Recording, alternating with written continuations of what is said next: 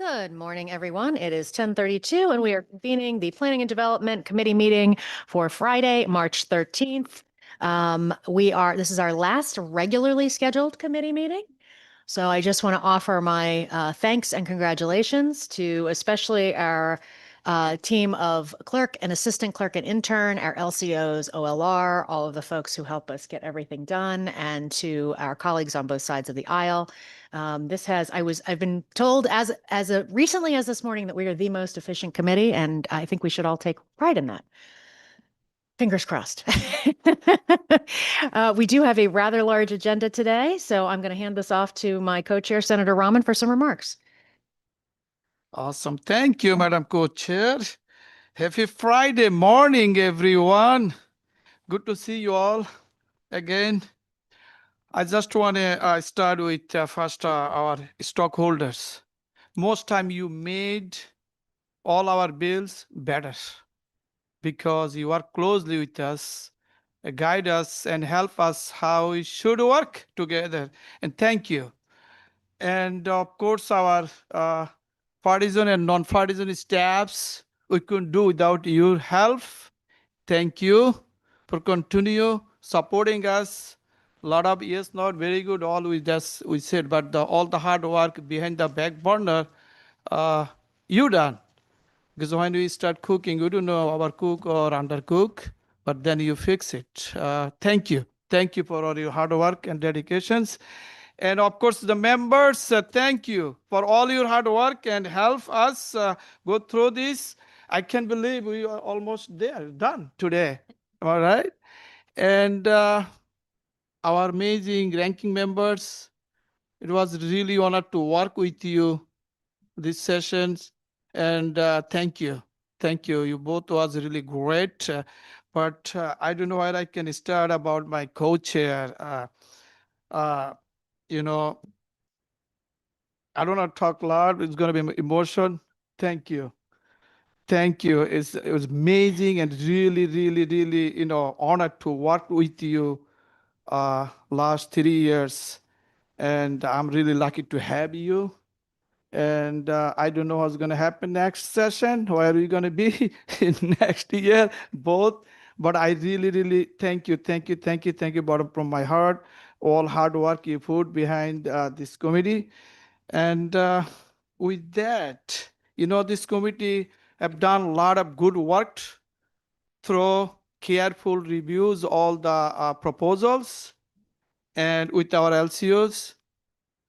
With that, not further ado, Madam Co-Chair, back to you. Thank you so much, Senator Rahman. Senator Gordon. Thank you, Madam Chairwoman. And I just want to express my appreciation to the chairs and to my fellow ranking member. There's a lot of work that has been done. I know there are times we may not always agree, but we've been very agreeable in the work we've done, and I appreciate that. And there's an awful lot we have gone through in a short period of time. So I would say it has been a productive work for the committee. Thank you to my fellow committee members on both sides of the aisle, and also to the staff. I know they've been tasked to do an awful lot, especially at the last minute, for a lot of JFS language for our last meeting. And they've done it very, very well. So thank you. And also thank you to everyone who has given us written and or oral testimony during the public hearings. It makes a huge difference. At times it makes our work better. At times it gives us ideas or concerns we did not know about. But it's always good to hear from the public and from stakeholders, and that's always, always appreciated. Thank you. Representative Haynes. Thank you, Madam Chair. And I have to agree with all my colleagues that have made mention already. And I know I'm the only person that stands in the way of us getting started, so I'll be brief. But I do want to say that I've been on this committee for 8 years. I love this committee. I love what it does. And I've been happy to step in as ranking in this particular last year of the two-year session. So I really appreciate the work we do. And again, I do want to say thank you to the all the staff last night and all their hard work as we were texting and emailing each other at midnight. So thank you so much. It's been great. And let's get started.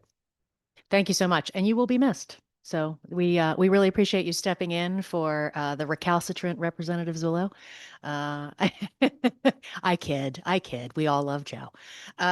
So without further ado, we are going to start with Roman numeral 3, bills for review. We are opening the consent calendar, starting a consent calendar. Do I have a motion to add numbers 1, 2, 3, and 4 to the consent calendar? And hold just one second. I'm going to read them. Number 1, HB number 5390, an act concerning the regional planning incentive account. Number 2, HB number 539, I'm sorry, that's a JF to the floor. Number 2, HB number 5394, an act concerning the Uniform Relocation Assistance Act. That's a JFS to the floor, LCO number 3138. Number 3, HB number 5395, an act concerning modular or prefabricated homes, JFS to the floor, LCO number 3136. Number 4, SB number 359, an act authorizing the deferral of a property revaluation, JF to the floor. Do I have a motion for those 4 to go to the calendar? So move. So moved by Senator Rahman, seconded by Representative Chafee. Moving on to item number 5, HB number 5502, an act concerning housing development on certain lots zoned for industrial or previously zoned for residential use. This is a JF to the floor. And do I have a motion? So move. Do I have a second? Second. First by Senator Rahman, second by Representative Chafee. Any discussion? Representative Haynes. Thank you, Madam Chair. This one, we are, well, I'll speak for myself. There's a little bit of a problem with this bill, we find, in that the industrial in the language of the bill is not really defined. And that's where it gets sticky for towns, because some towns have light industrial and some people do not. And therefore, we think that the light industrial could be, used in this way, but industrial may not be. So because of that, if we can rework it between now and the floor, fine, but I'm going to vote no today to flag it. Thank you so much for pointing that out, Representative Haynes. Absolutely, we are in discussion for how to figure this out. And light industrial, which is actually what this bill is trying to get at, is unfortunately not in statute. So because it is not in statute, I hate to call this a work in progress, but it is a work in progress because we are trying to figure out how we can get there. Because we do want the towns who have that light industrial to be able to do this for workforce housing. But I could not agree more that we are not trying to put housing in an industrial area that really should not have it. So I appreciate your comments. I thank you for them. Any further discussion? Senator Gordon. Thank you, Madam Chairwoman. And I do share that concern. I can tell you during years that I spent as a chairman of a planning and zoning commission and having to deal with how we define various things, which is extremely important in zoning and subdivision regulations. A lot of work was spent trying to define 3 categories of industrial. There's light, there's medium, and there's heavy, and they're actually not at all the same. So I agree this would have to be a work in progress if it's going to be for light. And I do have a concern about summary review. And if this is a work in progress on the bill, certainly would want to see more about what exactly that would be, depending upon what is being looked at for in zones for light industrial. Thank you. Thank you so much, Senator Gordon. Representative Dubitsky. Thank you, Madam Chair. Madam Chair, the very purpose of zoning is to separate incompatible uses. And towns have been fairly good at making the decisions as to which uses belong in which zones and trying to keep people's homes away from factories and mines and things that are incompatible with residential life. And what this does is it takes away, to some extent, the town's ability to keep those uses separate. So I'll be opposing it. Thank you so much. Any further discussion? Seeing none at this time, Mr. Clerk, would you please call the roll? A motion has been made and seconded to JF to the floor, agenda item 5, House Bill 5502, an act concerning housing development on certain lots zoned for industrial or previously zoned residential use. Senator Rahman, Yes. Representative Kavros DeGraw, Yes. Senator Gordon, Senator Gordon votes no. Representative Haynes, Representative Chafee, Yes. Senator Needleman, Representative Baker, Representative Baker votes yes. Representative Delnicki, Representative Dubitsky, No. Senator Fazio, Senator Fanfara, Representative Gucker, Senator Honig, Honig votes yes. Senator Huang, Representative Lamarck Muir, Yes. Senator McCrory, Representative Lamar, Representative Lamar votes yes. Representative Rader, Representative Rader votes yes. Representative Santinella, Representative Winter, Yes. Representative Zawistowski, No. Representative Zulo. Rep Zula votes no. Thank you. Thank you so much, Mr. Clerk. We will be holding votes open. We're going to see how long our meeting goes to determine until what time we will be holding votes open. As you can imagine, there are a lot of deadlines coming up. We have people in multiple committee meetings and public hearings today. We just want to make sure everybody has the opportunity to vote on these bills. Moving on to number 6, HB number 5503, an act requiring municipalities to report excess wastewater capacity. This is a JF to the floor. Do I have a motion? So move. Do I have a second? First by Senator Rahman, second by Representative Chafee. Do we have any discussion? Senator Gordon. Thank you, Madam Chairwoman. I'm not certain if we need another requirement. I may be wrong, but I think towns, municipalities report these things. I'm just concerned that what these reports will be used for example, if a municipality says that they have, 20% remaining capacity, that's fine if, for them, and how this might be used for other things, such as saying, well, then you can build more housing, for example, because you have the capacity. So I'm just concerned what these reports will actually be used for with OPM versus if there's reporting otherwise that's being done. I don't think OPM necessarily has jurisdiction over water pollution control authorities. I think that's deep, actually. So I have concerns about this, and I'm going to vote no for that reason. Thank you. Thank you. Any further discussion? Just as a little color commentary on this, yes, I believe that these reports actually already do go to DEEP, so it would just be basically making sure that the report also goes over to OPM. Seeing no further discussion, Mr. Clerk, would you please call the roll? A motion has been made and seconded to JF to the floor, agenda item number 6. House Bill 5503, an act requiring municipalities to report excess wastewater capacity. Senator Rahman, Yes. Representative Kavros DeGraw, Yes. Senator Gordon, No. Representative Haynes, Representative Chafee, Yes. Senator Needleman, Representative Baker, Representative Baker votes yes. Representative Delnicki, Representative Dubitsky, No.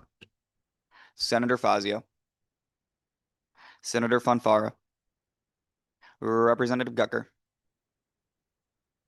Senator Honig, Senator Honig votes yes. Senator Wong, Representative Lamarck Muir, Yes. Senator McCrory, Representative Lamar, Representative Lamar votes yes. Representative Rader,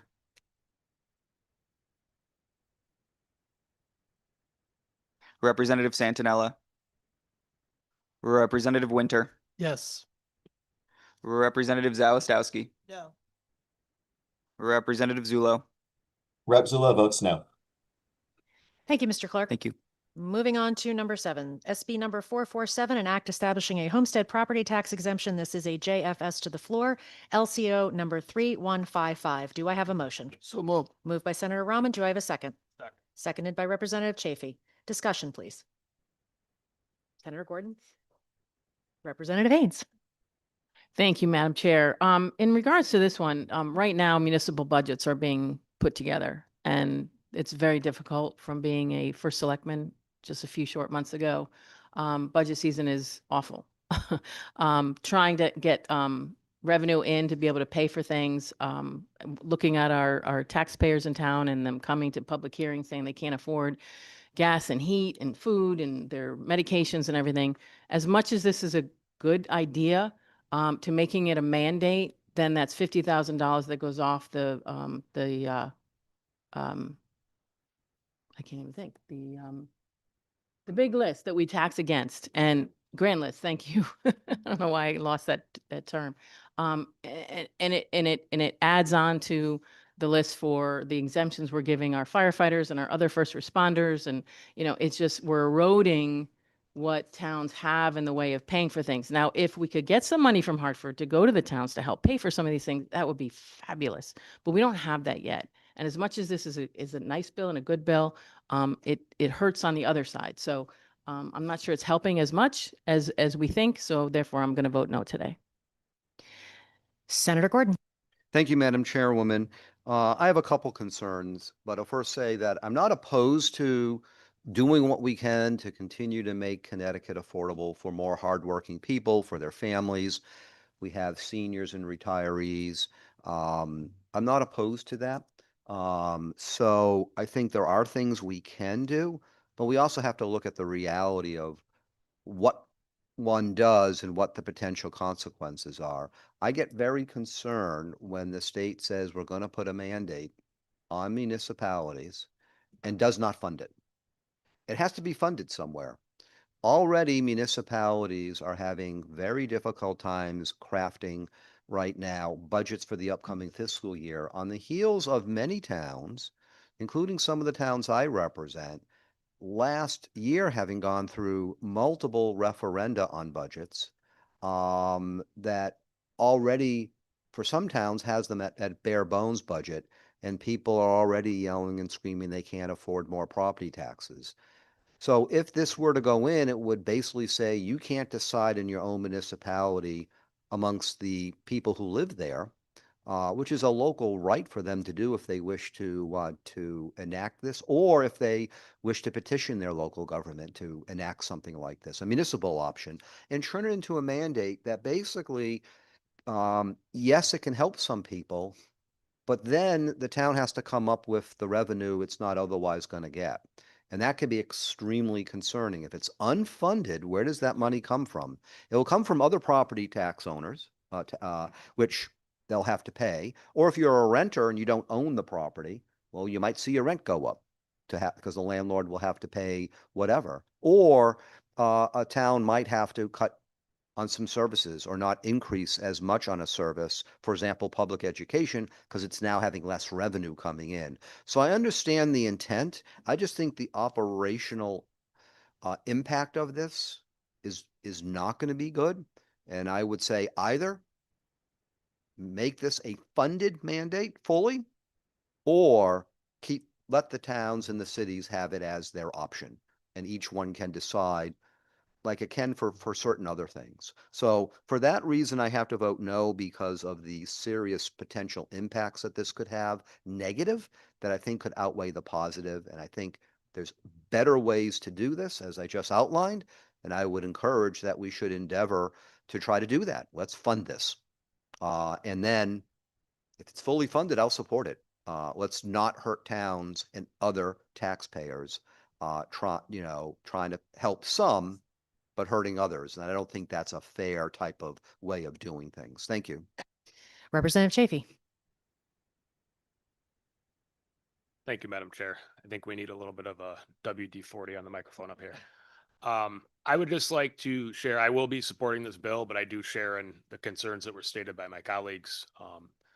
I don't have a concern with this being a mandate. I think all too often in this building and this committee, frankly, we make things optional when we know that the towns are not going to take up that option. They're just not going to do it. My concern is the fact that it is unfunded. I do think a homestead tax exemption makes sense, especially for retirees or young people trying to start a house, start a family in the state. People who are being forced to move because they can't keep up on a fixed income with the property tax increases.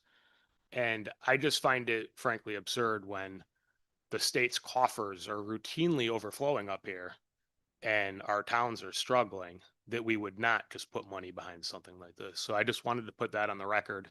And I hope that if this art is to move forward, we will actually put money behind it and make our towns whole. Thank you, Madam Chair. Any further discussion? Representative Trubisky. Thank you, Madam Chair. If this is such a good idea, then I would suggest legislators go to their own towns and have it passed in their towns. There is no reason for people who don't live in a town to demand and mandate how they should tax in their town. If you like it, great. Go convince the people of your own town to pass it. They're allowed to do it now. This would mandate it. The reason why towns opt out of things that we give them the option to opt out of is because they don't want it. Why else would they opt out? They wouldn't opt out if they thought it was a good idea.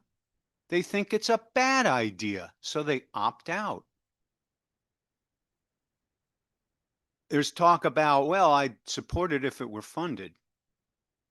We all know how that works.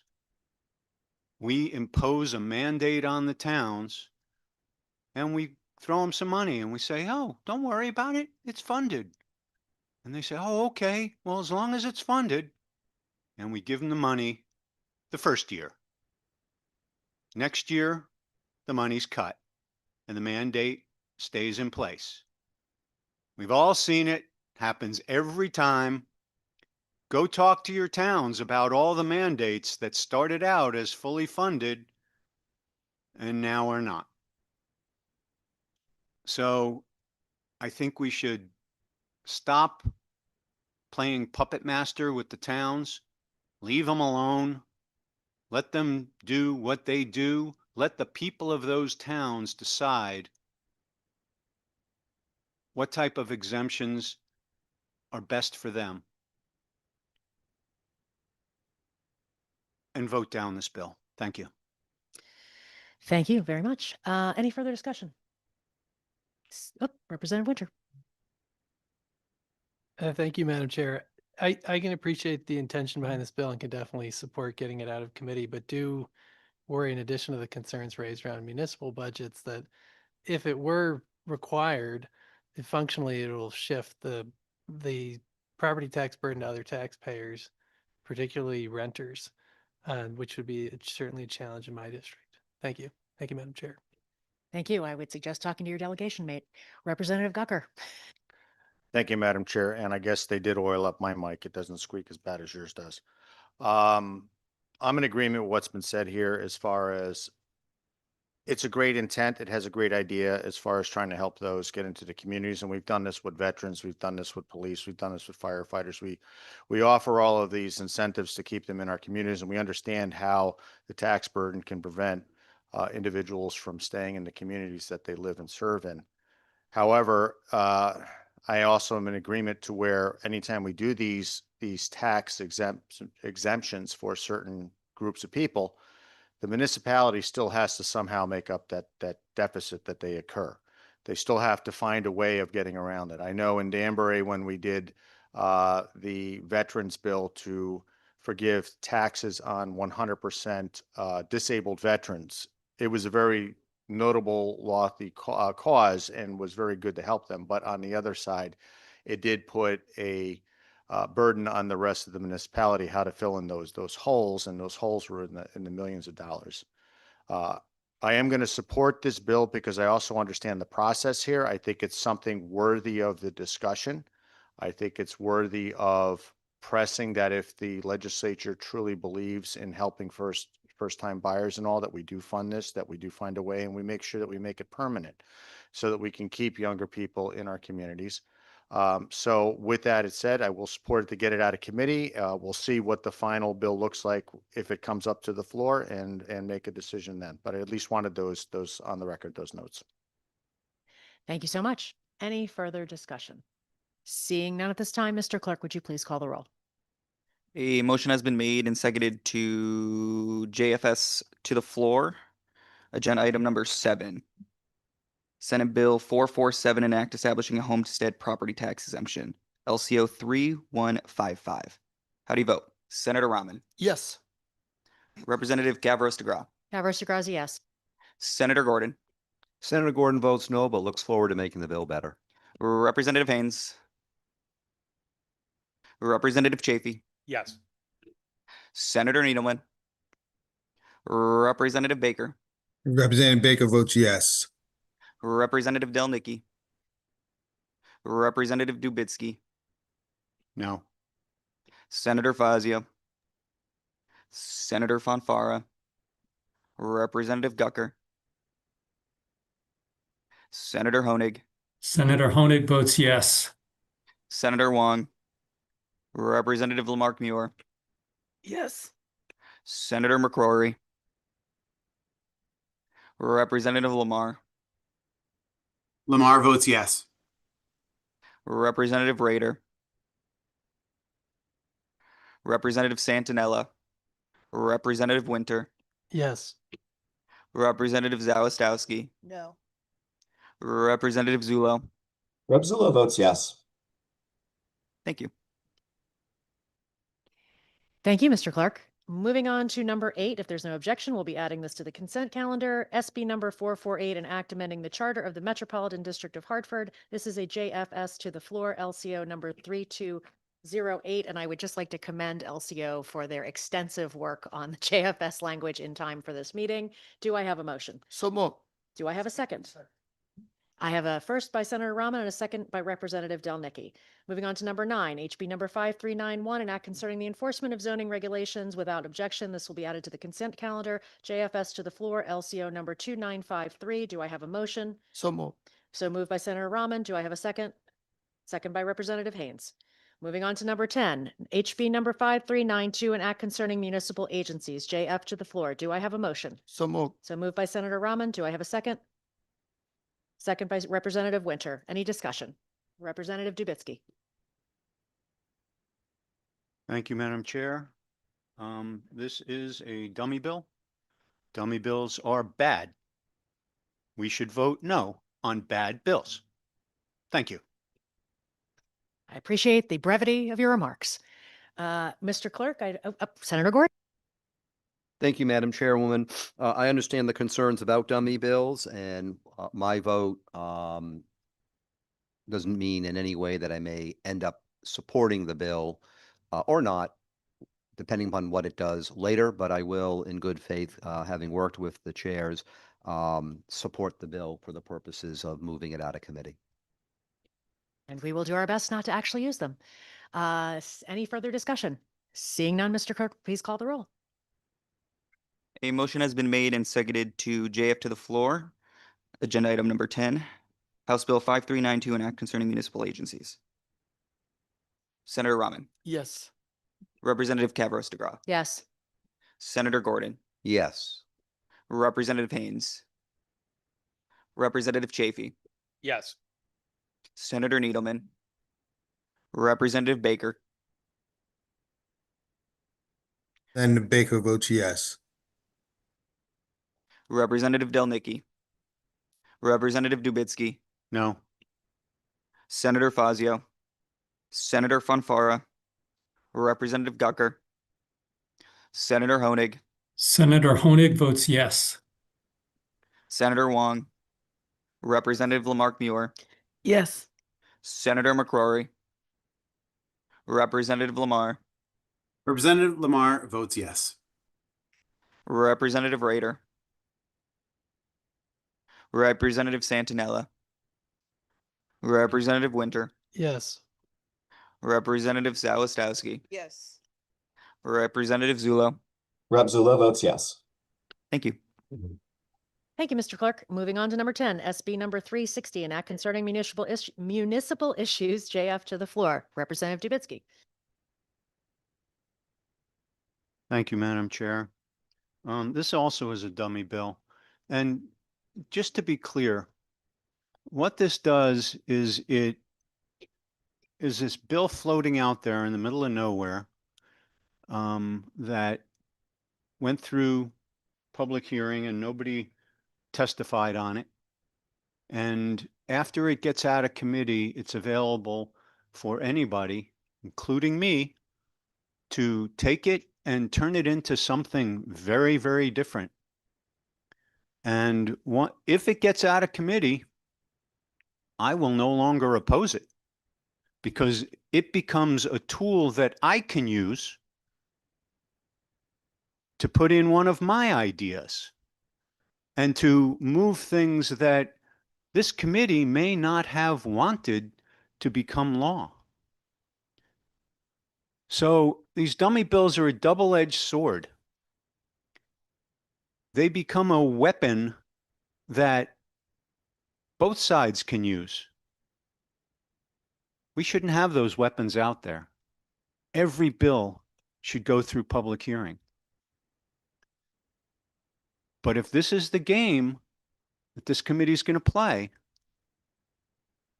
well, I'm going to play by the rules too. And if the rules say there's a dummy bill out there, then it's out there for everybody.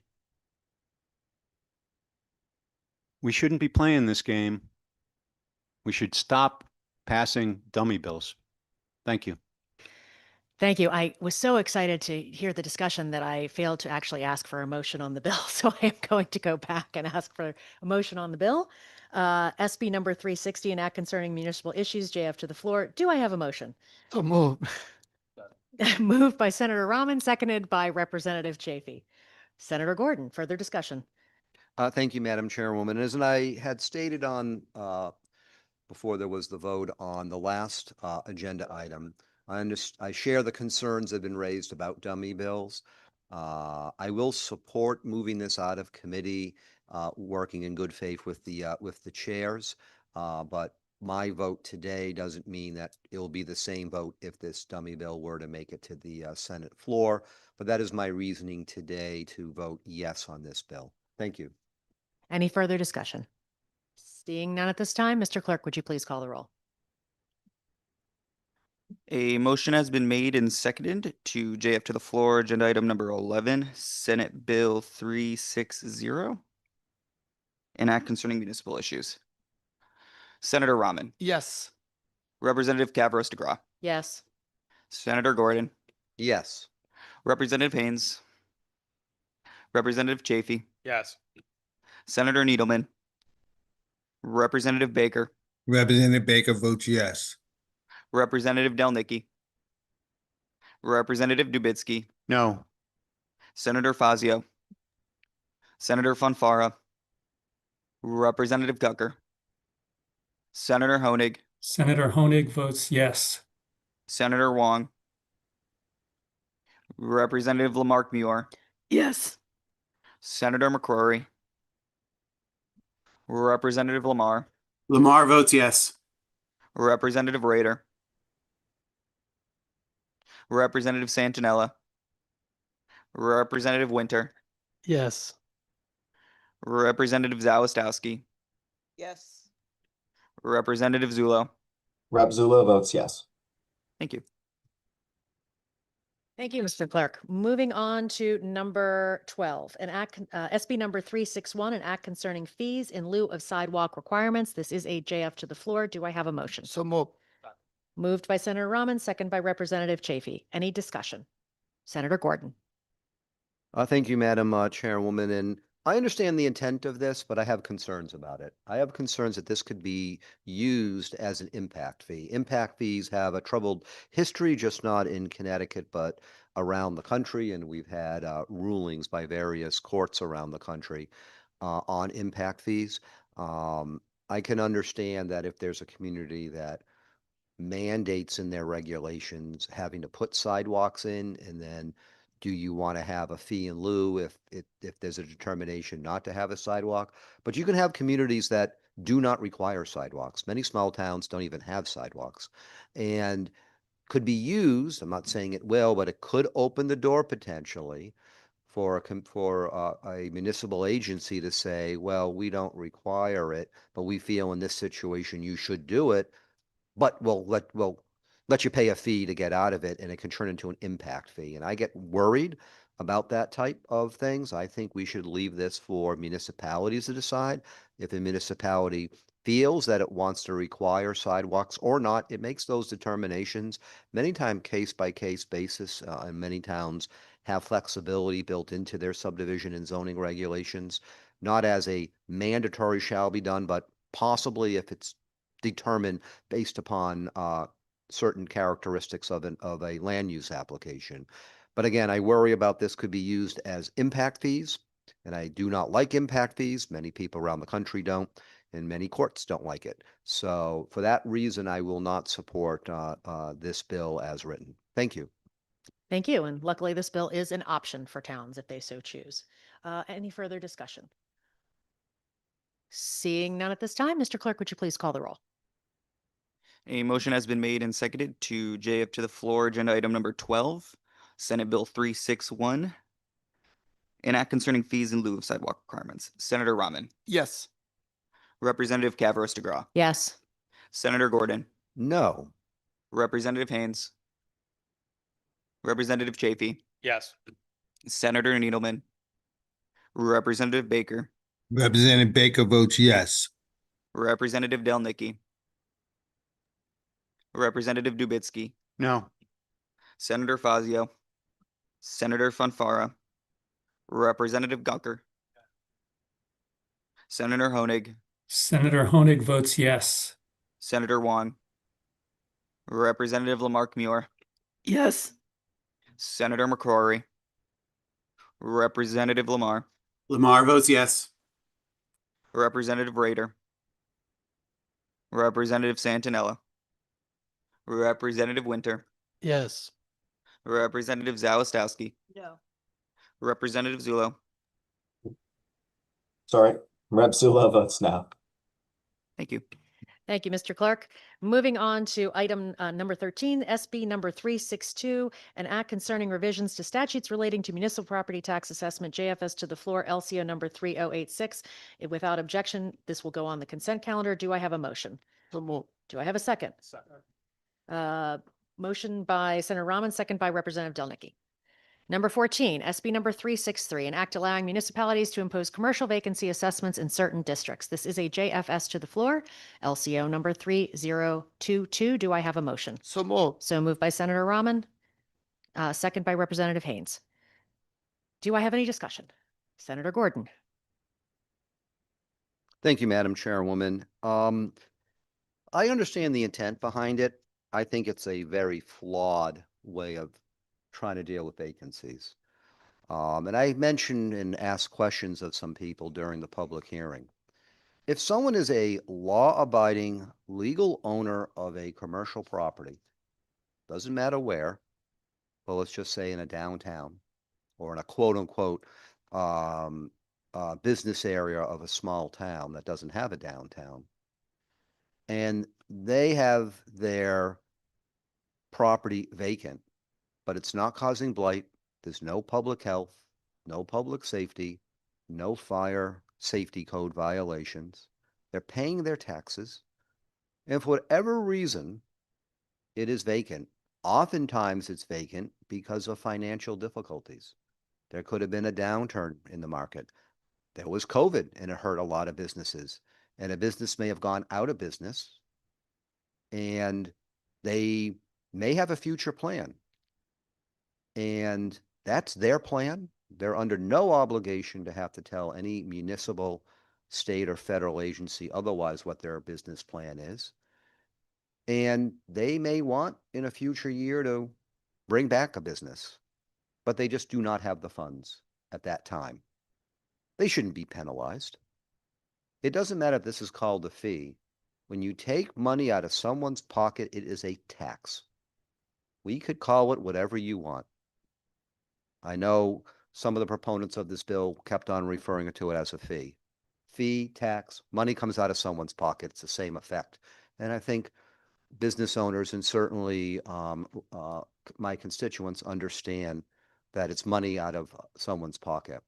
You're going to charge someone a tax, a penalty in this case, for property being vacant, and then say, well, we're going to use this money otherwise that might help the business owner. Well, one way of helping a business owner who oftentimes has financial difficulties, especially during times of Connecticut having a high cost of doing business and a high cost of living, and many small business owners they're their own owners. They manage their property, is not to take money away from them because they need it to do things. So if one actually wants to help business owners in these situations, then don't take the money from them. Find other ways to be of help. But this does not help them. Again, this is a tax, no matter what it is called, money out of their pocket, quote unquote, saying it's going to help them.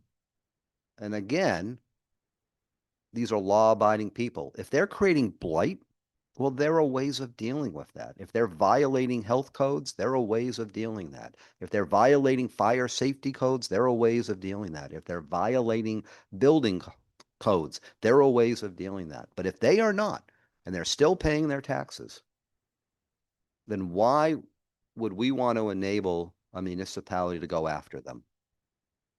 That is contrary to what I think is fundamental of the way that government should be respecting and working for people, including business owners, many of whom are just individual people who happen to have a business they own.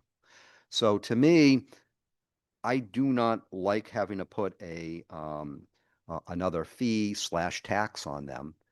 I don't think that's a good way of doing it. And we should endeavor not to be doing that. And I've listened to the testimony and I read the written testimony, and nowhere does it talk about, and I think perhaps purposefully, why it's a good idea ultimately to take money out of someone's pocket who again might be financially challenged as is, and trying to make ends meet and then has a plan for their vacant property. So I don't see this as a good way of doing things. I just see it as a way to get more money from people and then quote unquote use it. But there's no guarantee that if you take money away from 10 property owners who are doing nothing wrong other than some people don't like a vacant building that's not even theirs, and they're otherwise perhaps doing nothing to help the property owner, that money collected has any guarantee it's going to go in equal or greater sum to each one of those 10 property owners. And that has concerns to me as well, that we are picking winners and losers for law-abiding people who otherwise are not doing anything wrong. So to me, I think this is contrary to what we've been hearing during the legislative session about finding ways to make things more affordable for people. And we should keep that in mind for small business owners, again, many times who are solo owners, and not be doing more that can hurt them. Let's endeavor to find ways that don't include more taxes on them or fees on them to try to help them out. And I think you'll find that many chambers of commerce, I'm a member of 2 of them, and many municipalities do endeavor to try to be of help. But ultimately, it's the business owner's property, and it's ultimately their decision to make, and that's their legal decision to make. Thank you. Thank you. Any further discussion? Representative Dubitsky. I call this the kick them while they're down bill, because you got a property owner has got like a warehouse or a mill building or something like that, and they lose their tenant. Well, that could have a devastating financial effect on them. And now the town is going to come in and fine them because they lost their tenant. You know, we got a lot of mill buildings in this state where we got people who own them who are desperately trying to raise money to renovate them. And the alternative is knock them all down. That would be a tragedy if we knock down all the mill buildings that don't have tenants in them right now. A lot of the time, if a landowner is trying to raise money to renovate the property or has just left a tenant, they're spending all their money trying to just maintain the building, try to keep it up, maybe get it fenced, maybe keep the heat on, maybe, try to get some windows in it or something. Just to keep it going until they raise the money to either renovate it, or if they might be just looking for a tenant, a long-term tenant that's going to take over the building. A lot of commercial buildings are pretty unique, and not just anyone off the street is going to move in. A lot of the time the buildings have to be pretty specific for a given tenant, commercial tenant. And to have the town then be able to fine them, I believe that fine is $5 a square foot. Think of a big commercial building. $5 a square foot can turn out to be a huge amount of money. That could be the difference between having the funds to maintain the building or having the funds to later renovate the building, or just abandoning it, letting it decay, become blighted, and have to be destroyed. So I'm not sure why we would want to do this other than to kick people when they're down. Thank you, Madam Chair. Thank you. Just a couple points of clarification on this bill. First of all, it is an option. This is an option for cities and towns if they so choose to go ahead with this. It is up to $5 a square foot, but it does only apply to the ground floor of buildings. So I think that's really an important designation. That's in our JFS language. The funds have to be used for infrastructure improvements in the district. Basically, what we're saying is that the town itself would identify where they would actually like to use this. And for this concept came to us from Main Street, Connecticut, because they are dealing with a lot of vacancies in main streets. They are trying to make our main streets more vibrant. This is a tool they think that they could actually use. So that is why it came to us. And also when I say that's an option, the town council, the board of selectmen, the town meeting, they would actually have to approve for this to even go forward. So I think those are some important distinctions that were definitely lost in the discussion that we've had thus far. Again, it is an option. So we want to make sure that we are giving everybody as much possibility as possible to improve their downtowns. I know for a fact that there are a lot of properties that sit in Connecticut, not because they can't find a tenant, but because they are taking the tax loss year after year. And of course, that's their right.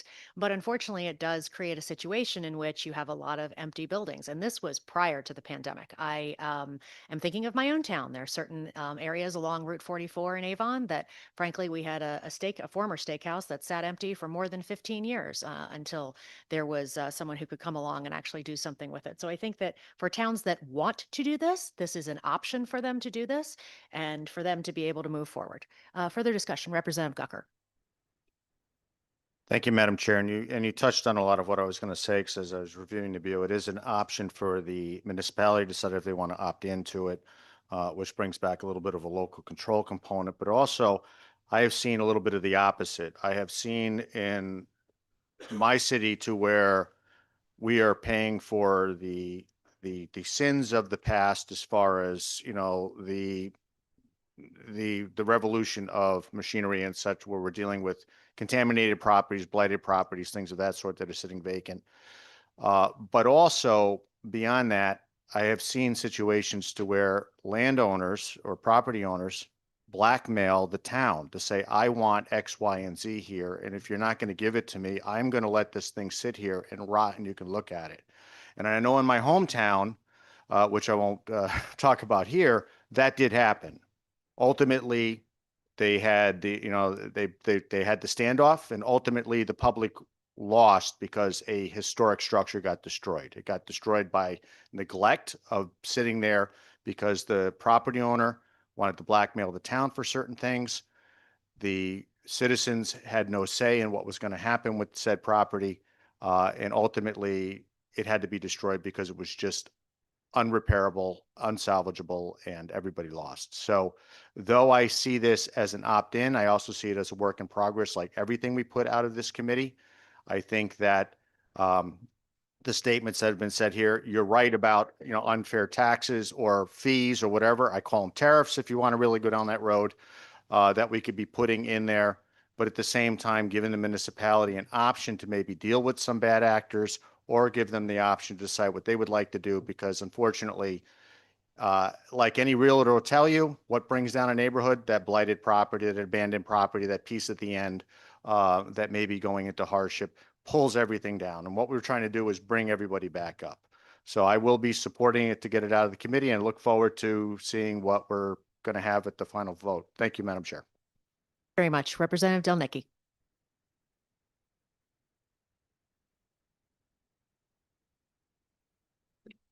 Okay, so normally I would not support something like this, but all politics is local. And when you have a property owner that basically is trying to leverage a community for some kind of a break, and it runs the property down and then cries wolf, for lack of a better term, it sends a message. Normally, I would not support this under any circumstance, but we've got a circumstance in my community, a couple of them, actually 3 that I can name right off the bat.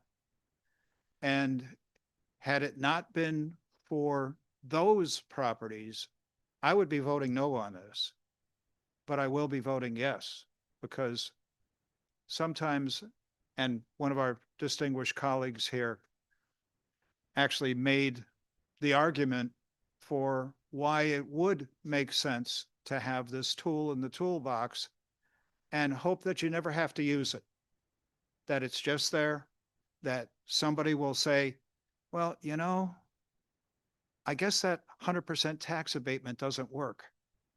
Okay, maybe I can negotiate something with the town and not have to utilize this. Again, I see it as a last resort. I see it as a tool. I see it for that property owner that is not playing fair and square. So that's my thought process, and that's why I'm going to vote yes. Representative Zalistowski. Thank you, Madam Chair. I fully understand the good intent of this bill. There are situations where you may have a Main Street with a lot of vacancies, things like that. But as the good senator had mentioned, there are a lot of other tools that are available to towns. If it's a blighted property, use a blight ordinance. If there's other issues that are involved, take them to court. We were talking about other bills here that there was some sentiment mentioned about towns being in a tight budget spot right now. I can't support this because I'm concerned about towns seeing this as possible revenue source, just like the sidewalks. Towns are scrambling for the dollars that they have. I'm just very concerned about that. The other thing, you said there's other tools, and also I'm not sure that towns have used the tax increment financing districts enough. This is another way of handling this with a little, if you can incentivize these folks to be able to do something, that's an alternative. I think that's what the purpose they're trying to get to in this bill, to be able to get some benefits in a local area. Seriously, I can't support this. It is a problem with property rights. I understand that it's narrowly written, but I think it's just a bad road to be going down at this point. So again, Madam Chair, thank you. Thank you so much, Representative. Any further discussion? Senator Rahman. Thank you, Madam Chair. Yeah, I heard all my colleagues talking about last 3 years. We are working on pushing all the blighted, abandoned properties, hundreds of, across the state, including my town. And because they are all the tax, break reason, they are not doing anything. Most property, they could do anything and not looks good. The towns and also the property, what happened like 5 years, 10 years, 15 years, you can't even remodel or do anything or can use the property even if you want to, because it's too late. So I think this is really good mode, and also the options, on the town, if they think the property owner not taking care of their property, and then this bill maybe will help a little bit move forward with this. But again, uh, thousands of property across the state in unused now, not just 1 year, 2 year, some property like maybe over 10 years is sitting there, including in my town also. So I think that this is a good bill. This is why I want to vote yes to move from the committee. Thank you, Madam Chair. Thank you. Representative Zullo. Thank you, Madam Chair, and I apologize for speaking after the good Senate Chair. But just very briefly, in theory and in concept, I really do have a problem with how this bill functions and what this bill does. But I can't help but align my sentiments and my thoughts with my good colleague, Rep. Delnicki, that sometimes our municipal CEOs, our leaders, they just throw their hands up because they've gotten to the point where they've exhausted every possible option. You have property owners who are acting in bad faith, who own large swaths of property, and they're eyesores to look at, but they're not blighted. They'd be boons for economic development. They could really revitalize major gateways in town. We have one such instance in my town, and I know my municipal CEO is really struggling with it. And so, for aspirational reasons, hoping that we can maybe fine tune this bill, get it to a point where it better balances property rights and puts tools in municipalities' tool belts. I'm going to support this bill because, again, I think we need to be doing more to give our towns tools in the tool belt. And from an aspirational perspective, I support this. So I appreciate the opportunity, Madam Chair. Thank you so much. We still like you. Moving on. Any other further discussion? Seeing none at this time, Mr. Clerk, would you please call the roll? A motion has been made and seconded to JFS to the floor, agenda item number 14, Senate Bill 363, an act allowing municipalities to impose commercial vacancy assessments in certain districts, LCO 3022. How do you vote, Senator Rahman? Yes. Representative Cavros DeGraw. Yes. Senator Gordon. No. Representative Haynes. Representative Chafee. Yes. Senator Needleman. Representative Baker. Representative Baker votes yes. Representative Delnicki. Representative Dubitsky. No. Senator Fazio. Senator Fonfara. Representative Gucker. Senator Honig. Senator Honig votes yes. Senator Wong. Representative Lamarck Muir. Yes. Senator McCrory. Representative Lamar. Representative Lamar votes yes. Representative Rader. Representative Santinella. Representative Winter. Yes. Representative Zawistowski. No. Representative Zullo. Rep. Zullo votes yes. Thank you. Thank you, Mr. Clerk. Moving on to number 15, HB number 5396, an act concerning affordable housing development on certain land owned by a religious organization. JFS to the floor, LCO number 3141. Do I have a motion? So moved. So moved by Senator Rahman. Do I have a second? Second by Representative Chafee. Discussion.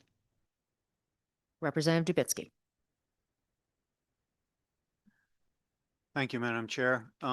Madam Chair, when this bill first came up, and a couple of times afterwards, I've raised the issue of constitutionality of giving organizations certain rights and powers based on their being faith-based organizations.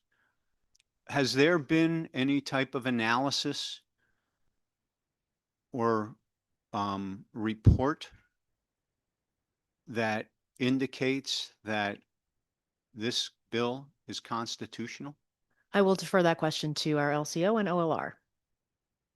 And we stand at ease while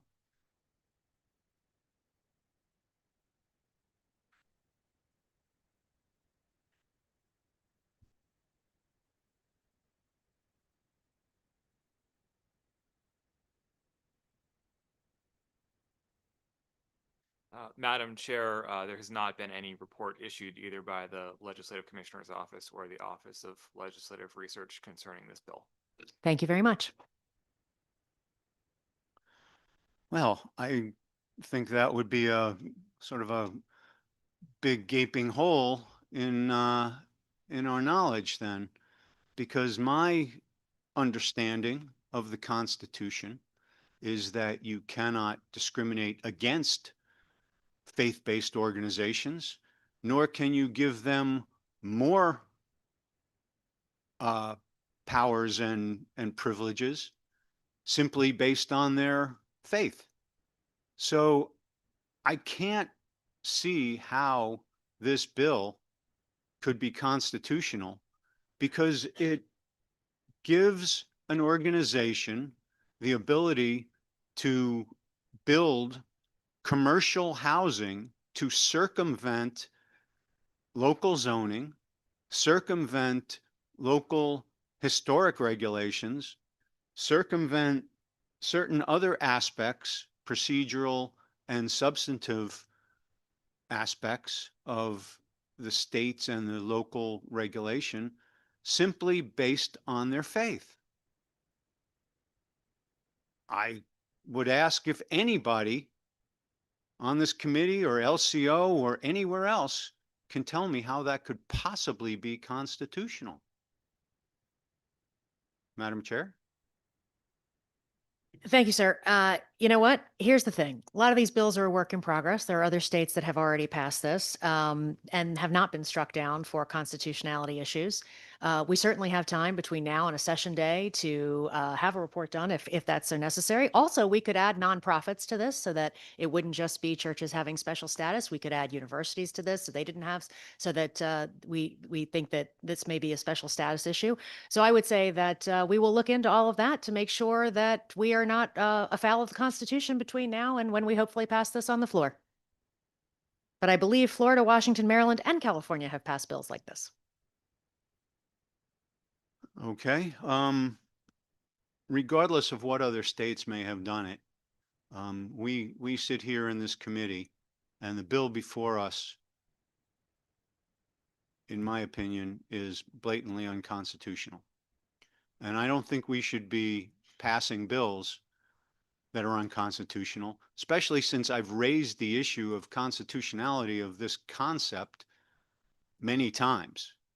And for it to now be before us on a JF vote without anybody who looked into whether or not it's constitutional or not, you know, I think we are putting ideology over the law. And I don't think as a legislature we should be doing that. Now, going to the actual bill, what this bill does is it says, essentially, any organization that is a faith-based organization of any faith can essentially buy any piece of property anywhere in your town, and if they own it for 3 years, they can start building just about any damn thing they want, whether it's in a historic district, whether it's in a commercial district, whether it's in a residential district. There are some limitations in the S language, which came out at 11 o'clock last night, I might say. But those limitations are pretty paltry. 30 units per acre. 30 units per acre is what they could build. So on a beautiful historic green with a historic church sitting on it,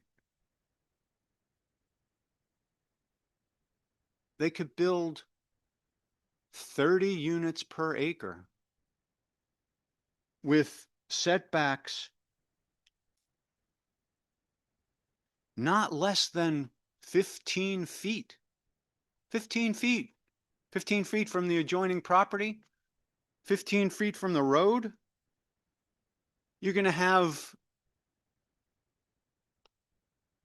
you're gonna have townhouses on a historic green. You're gonna have deed restricted.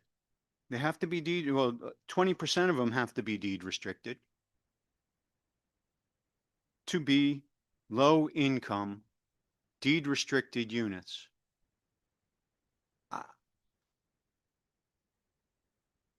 The towns I represent would be destroyed if these were actually built. You'd have these beautiful historic districts with these horrendous monstrosities of little apartment complexes right in the middle of the historic district. Is that really what we want for Connecticut? If you think that we need more housing, let's find the right places to put it. Let's put it where there are sufficient services, sufficient transportation, sufficient sewage and water, sufficient police. Don't just randomly throw this stuff out against the wall and say, let's just build everything everywhere, and we'll let every religious organization in the state buy up land and start building wherever they want without having to follow the regulations that the people of our towns have voted on. This doesn't make any sense to me. It really doesn't. And you may think that conceptually, well, we need more housing, so let's try everything we can. But we should try everything that's reasonable. This is not reasonable. Thank you, Madam Chair. Thank you. For the record, any buildings that are on the state or national historic registry are not possible to be converted. They're basically exempt from this bill. So that I know that was one of your concerns. We could certainly add in a more exclusive, explicit statement that they cannot demolish any of these historic buildings. But we actually do have examples. I was thinking of one in West Hartford where they were able to build around a monastery that was a historic building and were able to do it reasonably. So I think that considering that this is that a lot of the testimony we heard was that this would further the mission of the organization, especially as they are getting smaller and smaller congregations, and they would like to use this land in a constructive way that actually helps humanity. I think that that's yet another reason why it's worthy to look at this as a possibility. And I'd remind folks that this is very different from the last two times we ran this bill. Those bills were about tiny shelters on religious property. This is completely separate. This is permanent affordable housing. Further discussion, Representative Winter. Thank you, Madam Chair. I think we definitely ought to favorably report this bill. And I think we heard really compelling testimony from faith-based organizations across the state that are interested in using their property or seeing other faith-based organizations use their property to support the development of housing and affordable housing. And I think they were really clear on why they feel compelled to do that. They're acting out of faith in the same way that our churches, our mosques, our synagogues, other houses of worship are meeting real needs, whether that's providing critically needed services or having a food pantry or a soup kitchen, that this is an extension of that, and that the homelessness crisis and the rate of homelessness is calling them to act. And I think to Representative Dubitsky's concern constitutionally, I think there's at least a very plausible constitutional argument that this is part of their freedom of expression and freedom of religion and their First Amendment rights to be able to do that. So, I don't think we need to determine the constitutional question in committee in order to get this out of committee, but I think there's a really good grounds there rooted in their exercise of their faith. So I would urge everyone to support it. Thank you, Madam Chair. I would agree. We clearly don't have to, since we have another bill on the agenda today that we are concerned might be going against the Constitution as well that was requested. So Representative Lamarck Muir.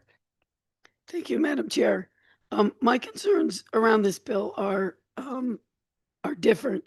My concern is when the housing is built, if the faith-based organization then starts to realize a profit once the construction is paid off and the housing is being rented, what happens to that money? Are they allowed to use that money for, does that become non-taxable, or are they allowed to use it for the faith-based side? Or is it always kept separate in the housing profit side? That my concern is around that issue. We had an issue in my district where a faith-based organization owned property. It stopped using the property, but it didn't want to sell it to pay a settlement to its victims. And that went on for quite some time, and it was a real burden on the town. So I'm just wondering if this bill, as it moves forward, will address sort of the split in how the money is handled. I certainly hear your concerns, and as it's a work in progress, we will certainly consider that. Further discussion. Senator Gordon. Thank you, Madam Chairwoman. And I understand the intent of this. I'm going to comment upon a couple of things. I'm going to agree and disagree with what Representative Winter said about the Constitution relative to religion. There's actually two parts of the amendment that's in the Bill of Rights and the Constitution. One is about protecting freedom of religion, which is extremely important. But there's also a clause, and I think this is part of what Representative Dubitsky is raising a constitutional concern about. And even if other states have a law about this type of housing, I don't know if there's actually been court cases that have gone through, or just there's been none. But that doesn't mean that there still may not be constitutional concerns if a court hasn't ruled on it. But the other part of the amendment that in our U.S. Constitution that talks about religion is also talking about not wanting to create a religion, in a sense, or to some people's constitutional concerns, preferentially favoring one religion over another. And so there can be concerns when you're favoring religious organizations versus non-religious organizations. Are you preferentially favoring it because of their religious group exercising their faith? I'm not saying that they shouldn't exercise their faith, and trying to find realistic ways for housing opportunities is not bad, but I think it is a legitimate concern when you're having one group getting preferential treatment, in this case religious groups, and other groups are not in this bill, which would be non-religious groups. I think that's a serious concern that should be looked at. That's one of the reasons I can't support this bill as written at this time, although I would endeavor to work with people to see what we can do to make the bill better. And we should note that when we're talking about, and we heard testimony from a lot of people that they want to be able to help with housing as part of their faith, as part of their religious beliefs. We've had other public hearings and other committees where people have testified they've wanted to be exercising their religious beliefs and their faith, and various proposed bills before the legislature would take that away or even more limit it.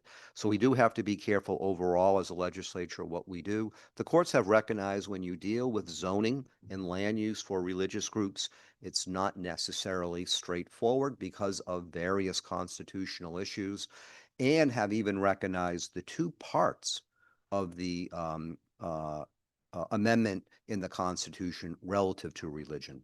And both parts can't be separated. They're actually both in effect at the same time. I do have some concerns, and some of it gets into nuts and bolts operation of how this would be implemented. I do have some concerns about that operationally.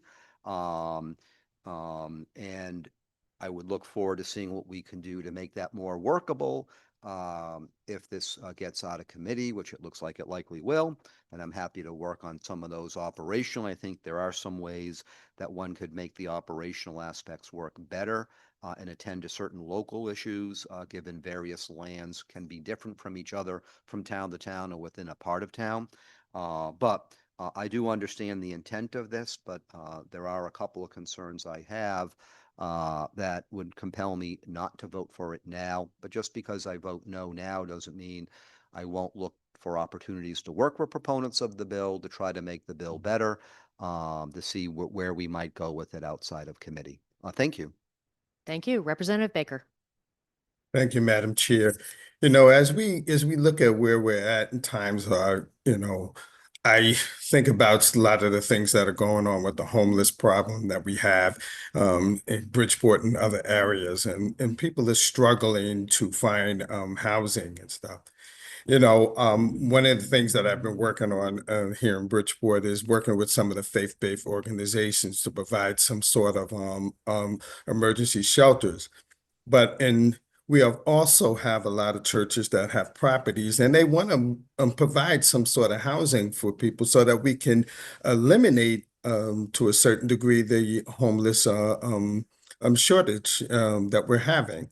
And this is a perfect opportunity as a twofold for churches to continue to do what they do. If we look at what their mission is, to help people, to provide resources and to help people through these hard times. And that's what the missions of churches are.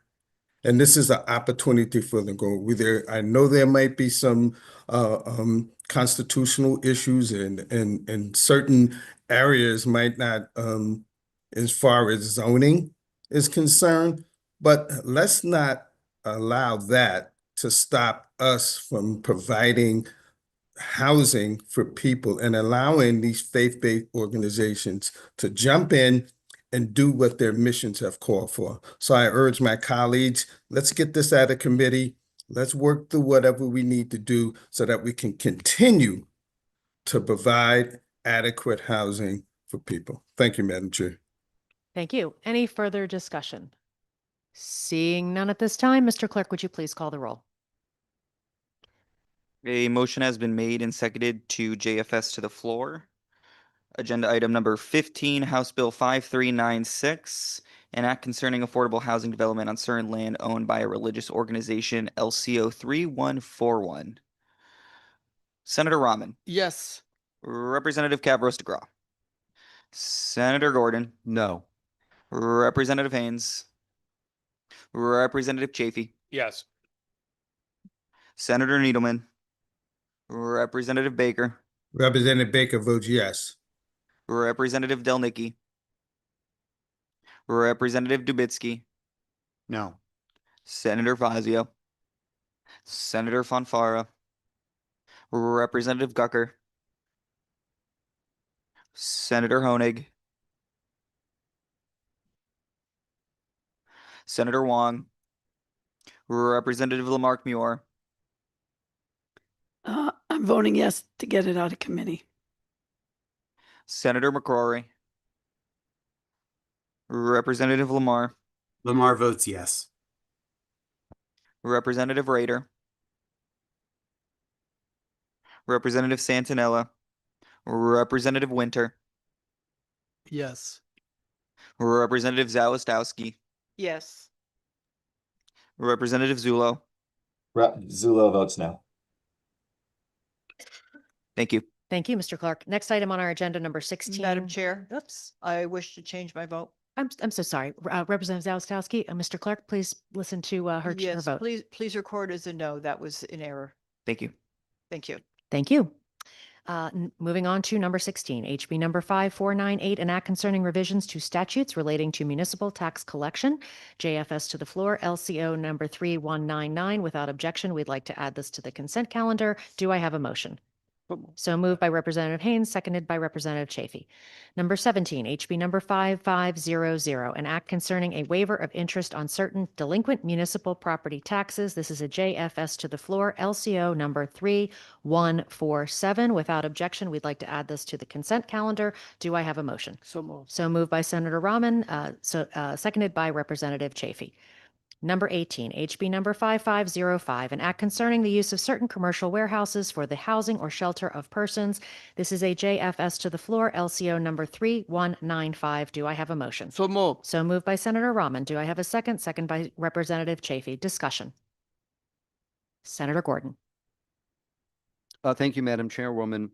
I have an operational concern about this. It would seem to me that this would be changing a land use.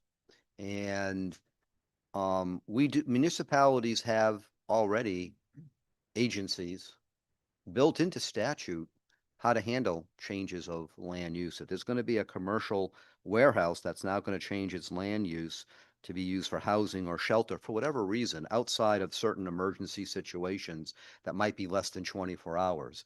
Or there's certain exemptions in there, such as, which I can understand, a municipality might need to do something if there's a declared emergency declared by the governor or declared by the federal government that then a governor then goes along with, such as some natural disaster or weather event, for example, which I can understand those having exemptions. But otherwise, it's a change of land use. And there's long-standing court law that when you change a land use, that has to go through certain types of processes. Again, municipalities have planning and zoning commissions. They have zoning enforcement officers. So I'm a little concerned why some things would then be changed if this is going to be something that is being looked at for more than 24 hours of use, including if it might be something outside of an emergency.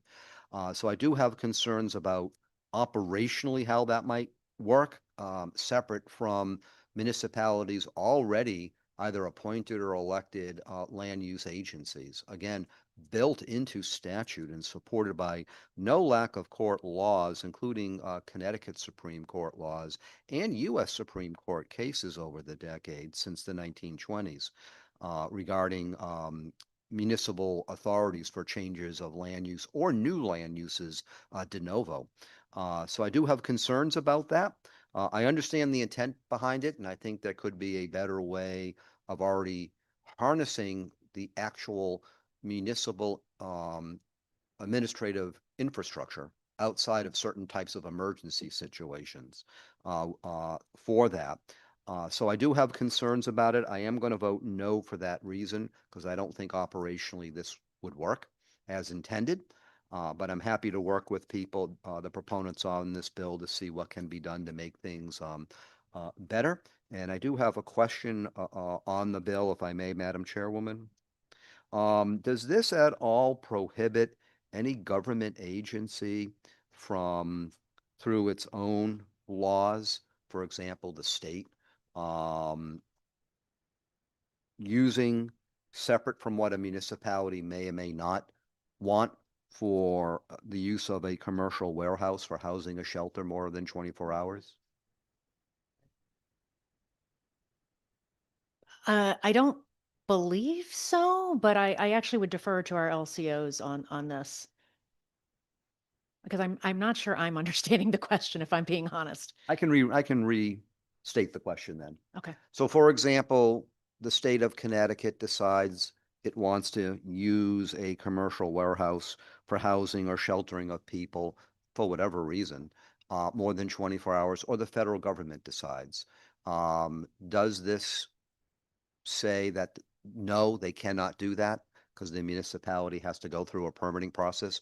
Would federal and state governments be exempt because they have overarching quote unquote supremacy per legal terminology?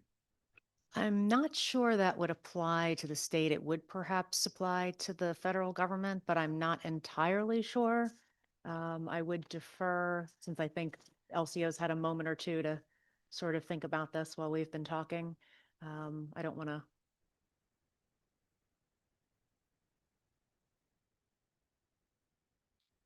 Obviously, the thrust of this is to ensure that we're not just stuffing homeless people into a warehouse without any, proper sort of environment for them. And we made it clear in the substitute language that this wouldn't prohibit, warming centers, cooling centers, that sort of thing. I think we also made it very clear that we had a week-long blizzard and suddenly we had a ton of people who were out of their apartment building because a roof collapsed. We would be able to provide that shelter for them in those circumstances. Okay, I think LCO is ready. I've stalled enough. So if the question was with respect to the federal government, I think that there are principles that the federal government is exempt from local zoning authority when they acquire an ownership interest in the property, if that answers your question, Senator.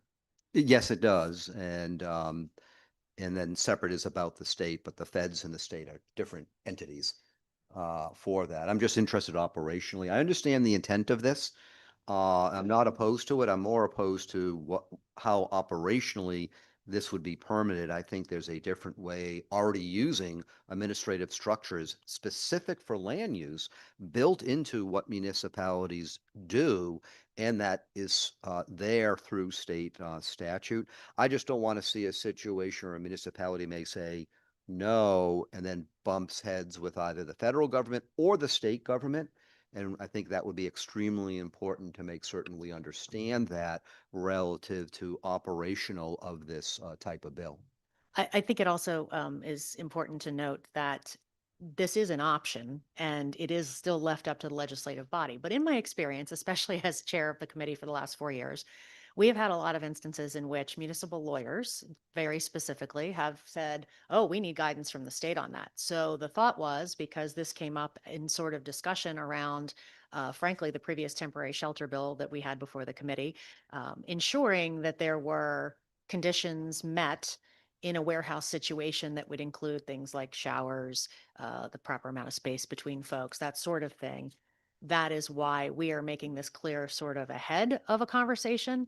I know that additionally, if we're just putting aside homeless folks, there has been a lot of discussion about housing people in warehouses while they are building the AI data centers. And so certainly I think it's important for those folks who would be temporarily housed, that they would have those same kinds of conditions that would be, safe and meeting public safety needs and public health needs. I have seen several articles on that. So we're just trying to be sort of proactive in helping that the municipalities wouldn't have to come back to us and say, well, it's not in state statute. We don't think there are any circumstances currently where people are being housed inside of a warehouse, but we did allow for a grandfather provision if perhaps that is the case. And I appreciate that. I would endeavor to say, I think municipalities clearly have this authority. Any land use has to look into public health, public safety, public welfare, and a few other things built into State Statute 8-2 and other applicable and pertinent statutes. They already have an authority to do it. We can just simply say, if this were to be a circumstance, you have to actually attend to it. But they already have, there's already public health codes, building, fire safety, already built into uses that change from one use to another. We already have land use statutes. So to me, I think operationally use what's there because it's already existing, already supported by no lack of federal and state court cases.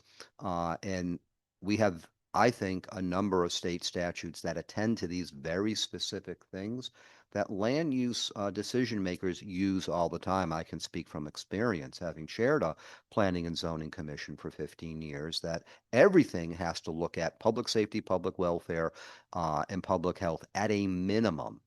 And if something does not meet those three at a minimum, it can be denied. And the courts have backed that up over the years. So to me, I think that there's a different way to try to skin the cat, so to speak. And if municipalities feel they need guidance, I don't think they do. But if they think they do, I think it's a very simple thing to do. And I think then just let them handle it if they feel that they need to through their existing regulations.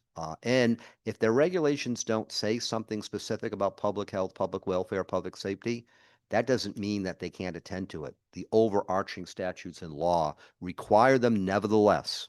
So just because it may not be in their regulations doesn't mean that they're quote unquote exempt magically from it. They still have to attend to it no matter what.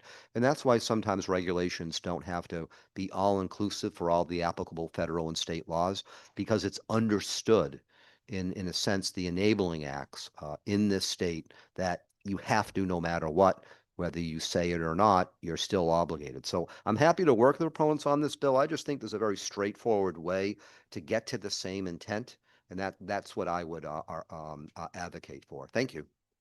Considering the shortness of the bill, I'm not sure how operationally or otherwise it's not directly stated. But I would say to the conversation that we've had earlier this year about pet shops, Towns and cities are absolutely able to ban pet shops right now. They could do it if they want. But municipal lawyers, again, even though they've decided to interpret the law differently, which is definitely our concern here, about how people might interpret the law, even a land use law, even though they are allowed to ban those pet shops and the sale of cats, dogs, and rabbits, et cetera, it still was stated recently that they wanted us to provide more guidance. So in the same way that we try to stay ahead of things and we try to give towns all the tools that they need, and this is an option, this is the way we've chosen to go about this, and it is hopefully helpful to towns that may have this situation arise for them. Any further discussion? Representative Dubitsky. Thank you, Madam Chair. Madam Chair, is this bill intended to prevent the federal government from housing illegal aliens?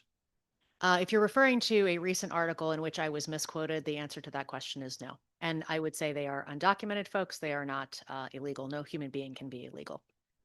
Okay, under the statutes of this country, they're called illegal aliens, so I'm trying to use the correct terminology. So if that is not the purpose of this bill seems a little bit schizophrenic with other bills that we've moved through this committee. It appears to me that this committee and other committees are moving bills at a frenetic pace to force towns to convert all sorts of commercial buildings into housing of some sort. This bill seems to do the exact opposite and prevents people from using commercial buildings as housing. Now, it is true this seems to cover a different type of housing, seems to cover temporary housing as opposed to long-term, low-income housing. But I'm not sure that's really the difference. It seems to me that there may be another purpose to this that is not apparent from the face of the bill. I'm not sure that we want the state to create a permitting process as opposed to having the towns determine their own permitting process.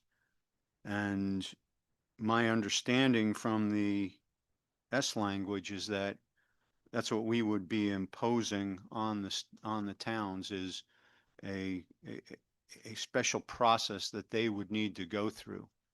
And each town typically has its own process for determining when a given land use is appropriate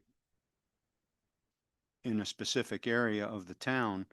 And I would, again, leave it to them to determine this. I don't think that this bill is needed. And if there is some other purpose to it than is apparent on the face of it, I would oppose it anyway. Thank you, Madam Chair.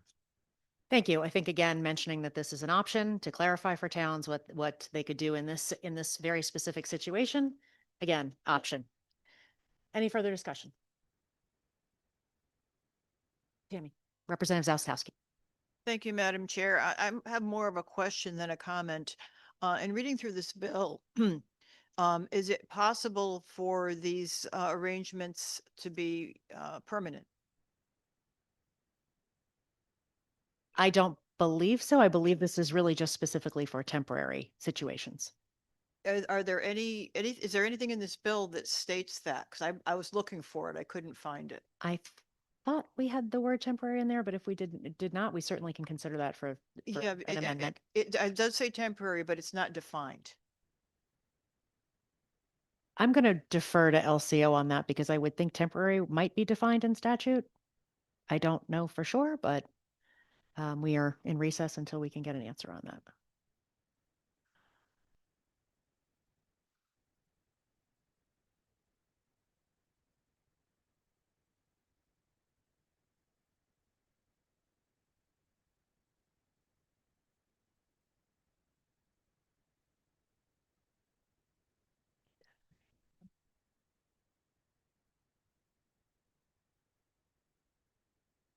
So as drafted in the substitute language, there is no time limit other than the 24-hour time limit mentioned in the bill.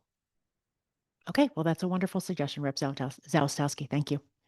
Thank you. And unless that's straightened out, I cannot support the bill at this time. Thank you. Thank you. Any further discussion? Seeing none at this time, Mr. Clerk, please call the roll. A motion has been made and seconded to JFS to the floor. Agenda item number 18, House Bill 5055, an act concerning the use of certain commercial warehouses for the housing or shelter of persons, LCO 3195. Oh, wrong. Oh. You said 5505. A motion has been made and seconded to JFS to the floor. Agenda item number 18, House Bill 5505. An act concerning the use of certain commercial warehouses for the housing or shelter of persons, LCO 3195. Senator Rahman, Yes. Representative Kavros DeGraw, Yes. Senator Gordon, No. Representative Haynes, Representative Chafee, Yes. Senator Needleman, Representative Baker, Representative Baker votes yes. Representative Delnicki, Representative Dubitsky, No. Senator Fazio, Senator Fonfara, Representative Gucker, Senator Honig, Senator Wong, Representative Lamarck Muir, Yes. Senator McCrory, Representative Lamar, Lamar votes yes. Representative Rader, Representative Santinella, Representative Winter, Yes. Representative Zalestowski, No. Representative Zulo. Rep. Zulo votes no. Thank you. Thank you, Mr. Clerk. Moving on to number 19, HB number 5507, an act concerning accessory dwelling units, JFS to the floor, LCO number 3200. Do I have a motion? So moved. So moved by Senator Rahman. Do I have a second? Second by Representative Chafee. Any discussion? Representative Dubitsky. Thank you, Madam Chair. Do I interpret this correctly that towns can no longer opt out of the state's ADU regulations? That is correct. Okay. What about a town who has already opted out and has already adopted their own regulation? This would then change that regulation or change that opt-out. Okay, so towns that currently allow ADUs as of right in a number of circumstances would no longer be able to follow their own regulation. They would be forced to follow the state's regulation? That I will defer to LCO because I am not sure that's accurate.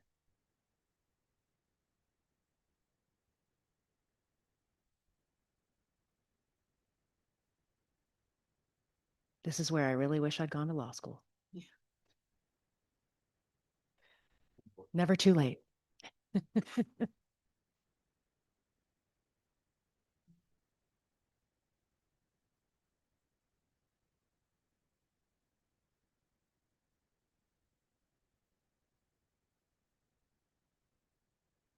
So in the underlying statute, it is line 104 of the substitute language. It says any non-compliant existing regulation shall become void.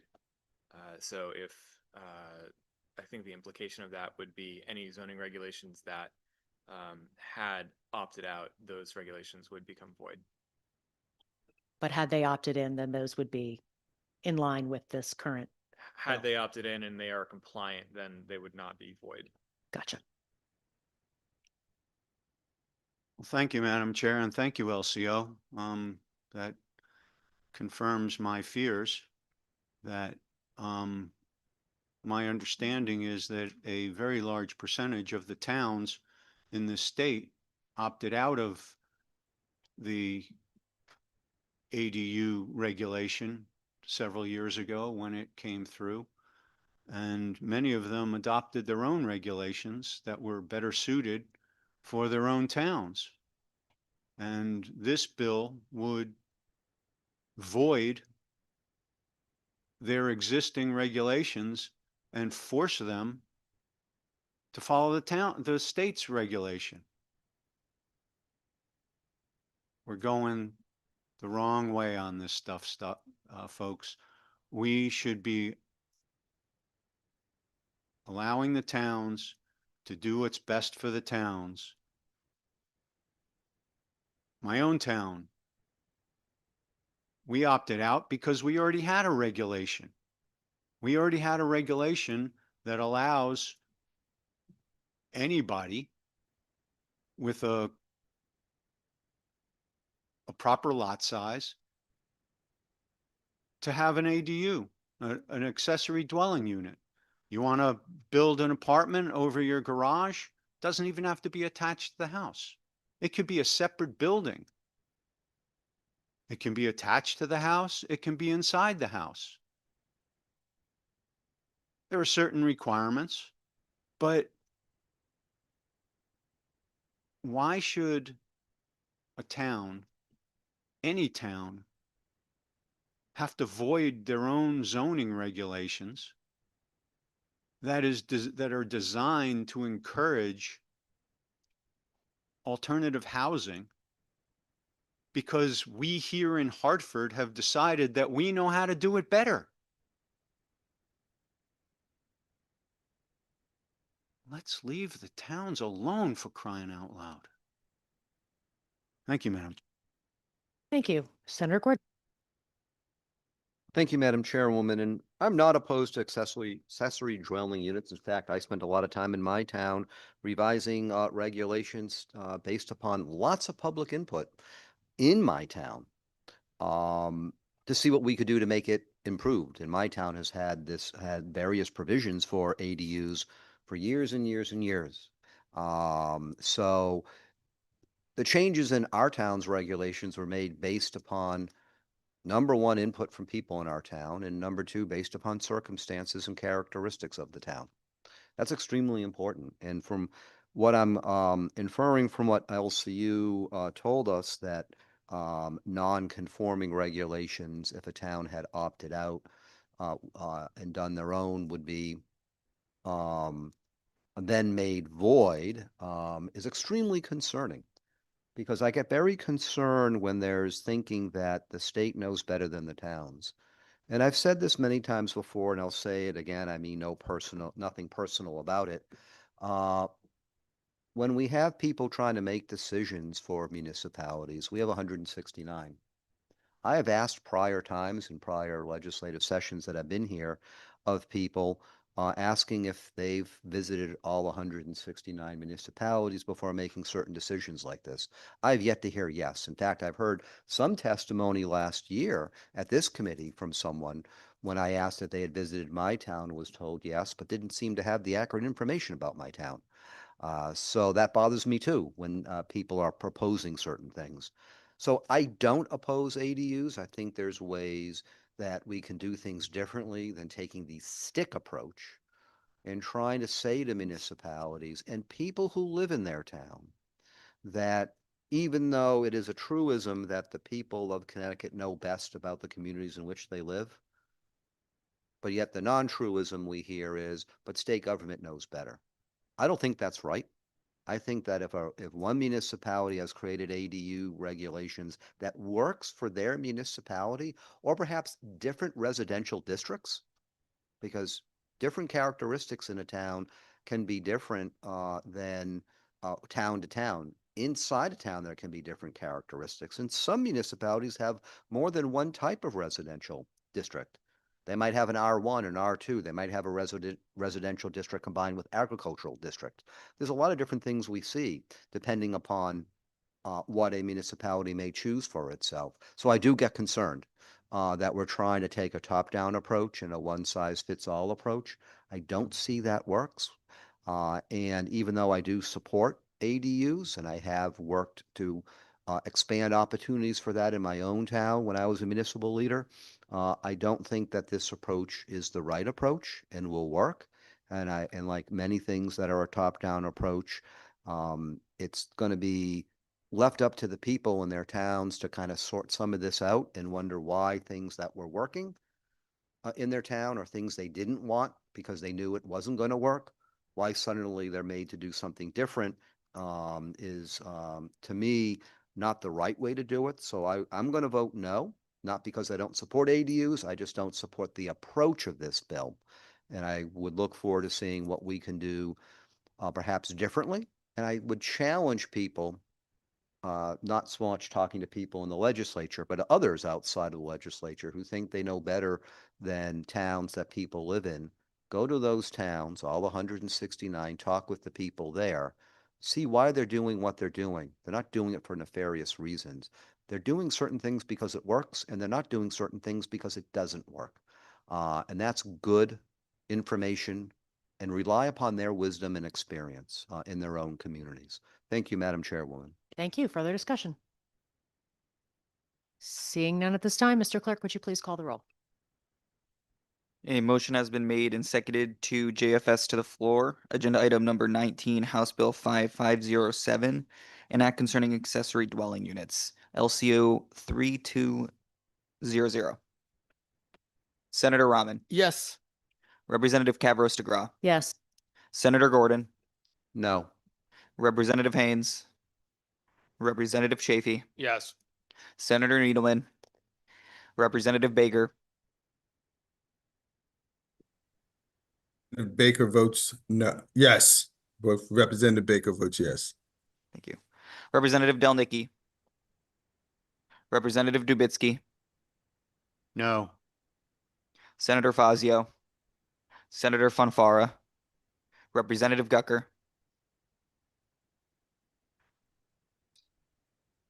Senator Honig,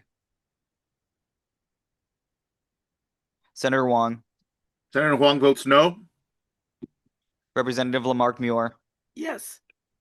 Senator McCrory, Representative Lamar, Representative Rader, Representative Lamar votes yes. Sorry. thank you, Representative Winter, Yes. Representative Santinella, Representative Zawistowski, No. No. thank you, Representative Zulo, Rep. Zula votes no. thank you. Thank you, Mr. Clerk. Moving on to number 20, HB number 5508, an act concerning historic districts and historic preservation, JFS to the floor, LCO number 3206. Without objection, this will be added to the consent calendar. Do I have a motion? So moved, sir. Moved by Senator Rahman, seconded by Representative Chafee. Number 21, HB number 5509, an act concerning justices of the peace. This is a JFS to the floor, LCO number 3182. Without objection, this will be moved to the consent calendar. Do I have a motion? Madam Chair? Yes, This is not an objection. I just have a comment. Do you want to get the motions first? I'll do the motions and then ask for discussion. Thank you.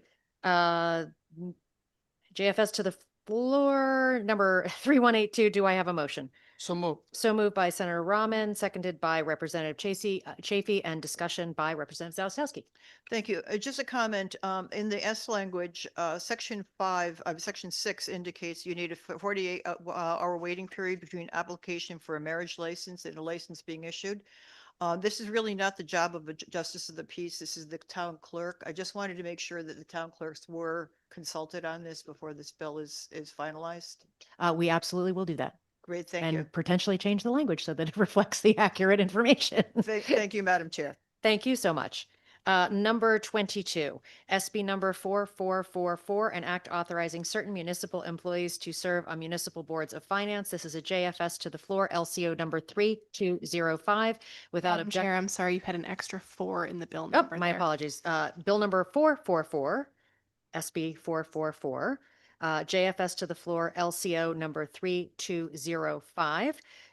Without objection, this will be added to the consent calendar. Do I have a motion? So moved. So moved by Senator Rahman, seconded by Representative Chafee. Any discussion? Number 23, SB number 445, an act concerning the Advisory Commission on Intergovernmental Relations, JFS to the floor, LCO number 3201. Do I have a motion? So moved. So moved by Senator Rahman, seconded by Representative Chafee. Any discussion? Number 24, number 446, an act requiring the Office of Policy and Management to conduct a study concerning the feasibility of authorizing municipalities that have entered into revenue sharing agreements to adopt differential mill rates. This is a JFS to the floor, LCO number 3198. Do I have a motion? So moved. So moved by Senator Rahman, seconded by Representative Chafee. I just will note that titles change after we pass bills out of committee, and this study will actually be done by ACIR, not OPM, with both OPM and ACIR's agreement. Any discussion?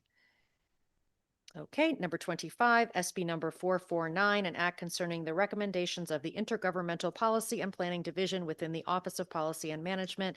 Without objection, this will be added to the consent calendar. JFS to the floor, LCO number 3169. Do I have a motion? So moved. So moved by Senator Rahman, seconded by Representative Chafee. Number 26, sorry, any discussion on that one? Number 26, HB number 5501, an act expanding permissible uses for town aid road grants. This is a JF to the floor. It will be added to the consent calendar without objection. Do I have a motion? So moved. So moved by Senator Rahman, seconded by Representative Chafee. Number 27, HB number 5504, an act amending the charter of the Cornfield Point Association, JF to the floor. This will be moved to the consent calendar without objection. Do I have a motion? So moved. So moved by Senator Rahman, seconded by Representative Chafee. Okay, that concludes, I believe, our listing of all of the bills that need to be on the consent calendar. Any discussion before Mr. Clerk calls the roll?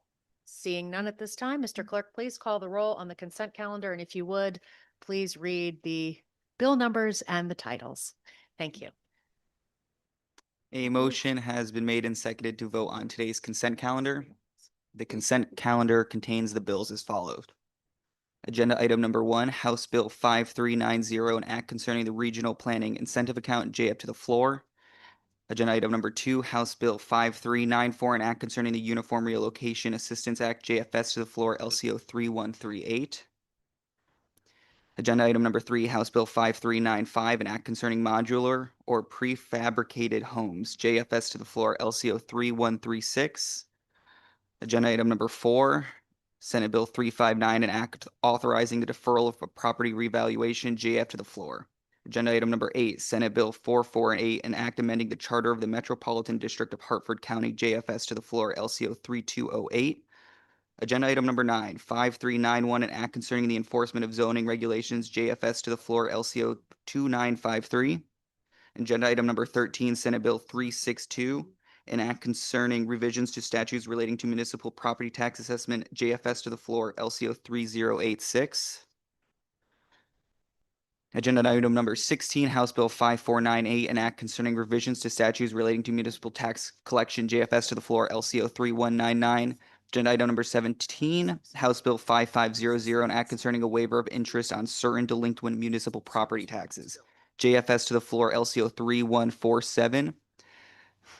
Agenda item number 20, House Bill 5508, an act concerning historic districts and historic preservation, JFS to the floor, LCO 3206. Agenda item number 21, House Bill number 5509, an act concerning justices of the peace, JFS to the floor, LCO 3182. Senate Bill 444, an act authorizing certain municipal employees to serve on municipal boards of finance, JFS to the floor, LCO 3205. Agenda item number 23, Senate Bill 445, an act concerning the Advisory Commission on Intergovernmental Relations, JFS to the floor, LCO 3201.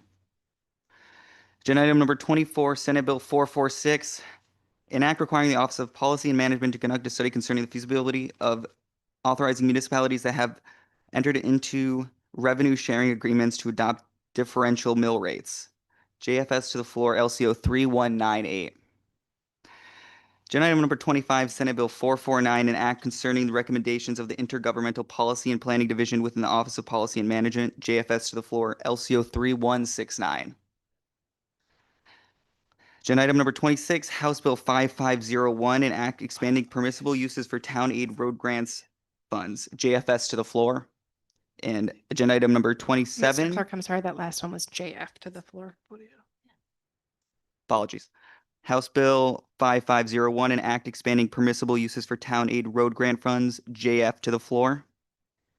And agenda item number 27, House Bill 5504, an act amending the charter of the Cornfield Point Association, JF, to the floor. Okay. Senator Rahman, Yes. Representative Kavros DeGraw, Yes. Senator Gordon, Yes. Representative Haynes, Representative Chafee, Yes. Senator Needleman, Representative Baker, Representative Baker votes yes. Representative Delnicki, Yes. Representative Dubitsky, Yes. Senator Fazio, Senator Fonfara, Representative Gucker, Senator Honig, Senator Wong, Senator Huang votes yes. Representative Lamarck Muir, Senator McCrory, Representative Lamar, Representative Lamar votes yes. Representative Rader, Representative Santinella, Representative Winter, Yes. Representative Zalistowski, Yes. Representative Zulo. Rep. Zula votes yes. Thank you. Thank you, Mr. Clerk. Now that we know what time we actually finished the meeting, votes will be held open until 3 p.m. today. That is 3 p.m. And so again, thank you to everyone for all your hard work this session. We obviously will end up probably having referrals, so we will see you again. But this ends our regularly scheduled committee meetings, and we stand in recess. It is 12:28 p.m.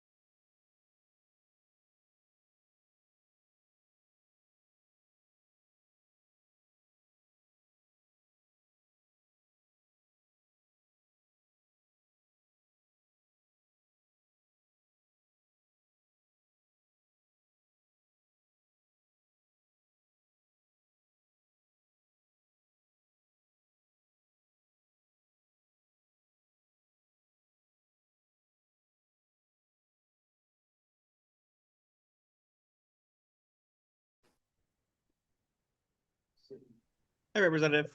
Hi, how are you? Me one sec. My audio doesn't Yep. seem to be picking you up. I think I was there for the consent calendar in the beginning, but I missed the individuals.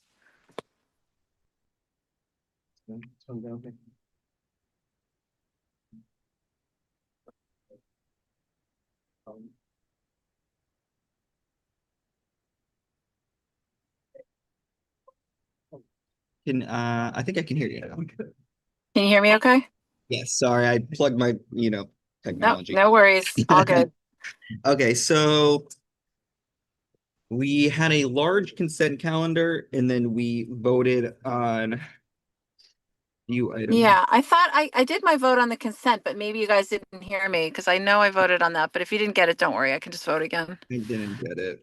You Okay. know, I don't know. With Zoom lately, let me just pull up all these votes individually and then I'll end with the consent. And then I'll Okay. just see what the is because I think I might have gotten you for the first one, agenda item number 5, and then the remaining I didn't. Okay. With that being said, do you want me to do bill titles or do you want me to just go through agenda item? Yeah, please do. I mean, here's the thing. Yep. I'm going to vote with the chair, Eleni. So if whatever, unless there's something that got a little, I was listening in, so I don't think there weren't any amendments. So this is just kind of Yeah. a straight vote. Yeah. So I'm essentially a yes on everything, so long as it aligns with my chair. Okay. And then, including the consent. Yeah. Perfect. Then that'll be, then we're all set.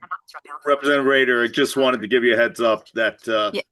these proceedings are still being recorded. Yes, I understand that. I Okay. do. All right. That. Thank you. Yeah, just make sure that, I thought I had voted, like I said, on consent, when I was on Zoom, but if it wasn't recorded, then please just record yes for that as well, please. Perfect. Then you are all set. Thank you. Thank you, Representative. Senator, I'm ready for you whenever you're ready. Christian, I am watching the proceedings, so I will get you back beforehand. All right. That's perfect. Thank you. You got it. Thank you.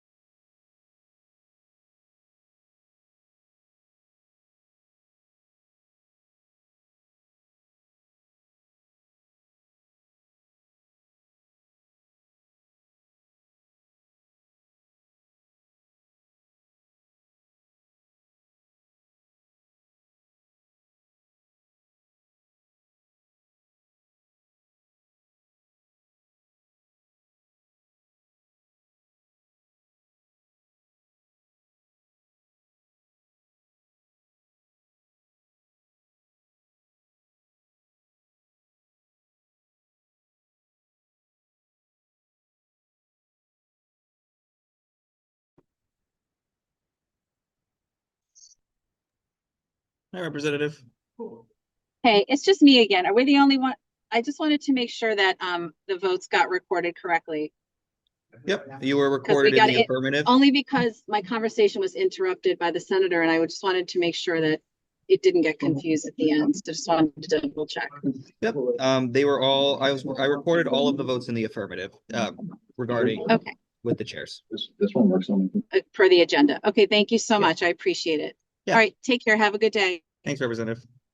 Thank you. Hi, Senator. Hey, how are you guys doing? Good. So we had a large consent calendar, and then we had individual roll calls on a few of the items. I can go through by title if you'd like. Well, let's say yes on the consent calendar. Let's go Sure. through the other ones and Perfect. tell me what the vote totals are so far. Yep. Here's what you. Generally consider that whatever Tony voted no on, I'm gonna vote yes. Hi, Tony. All right, so we roll called on agenda item number 5, House Bill 5502, an act concerning housing development on certain lots zoned for industrial or previously zoned for residential use. That was a JF to the floor. That was, the chairs voted in the affirmative on that, and the rankings voted against. Against. So that as of right allows housing development on industrial land? I would say I think it's more relating to light industrial zoning, but Yeah.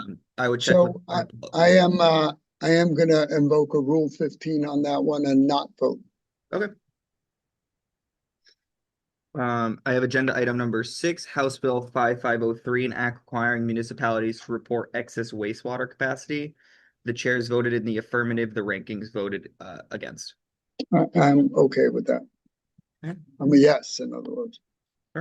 Agenda item number 7, Senate Bill 447, an act establishing a homestead property tax exemption. That was a JFS to the floor. The chairs voted in the affirmative, the rankings voted against. Isn't that a mandatory referral to finance? Or does that happens outside of us? I'm okay with it, but it's got to go to finance. Okay. Agenda item number 10, House Bill 5392, an act concerning municipal agencies. That was a JF. The chairs voted in the affirmative. Senator Gordon voted in the affirmative, and the ranking in the House voted against. What is that about? I believe that is a placeholder bill, but I would check with your policy caucus. Okay, then I'm fine. Vote yes. How did Tony vote now that he's on House? How did Senator Wong vote? We haven't recorded the votes yet. Okay. How are you? Senator, how are you?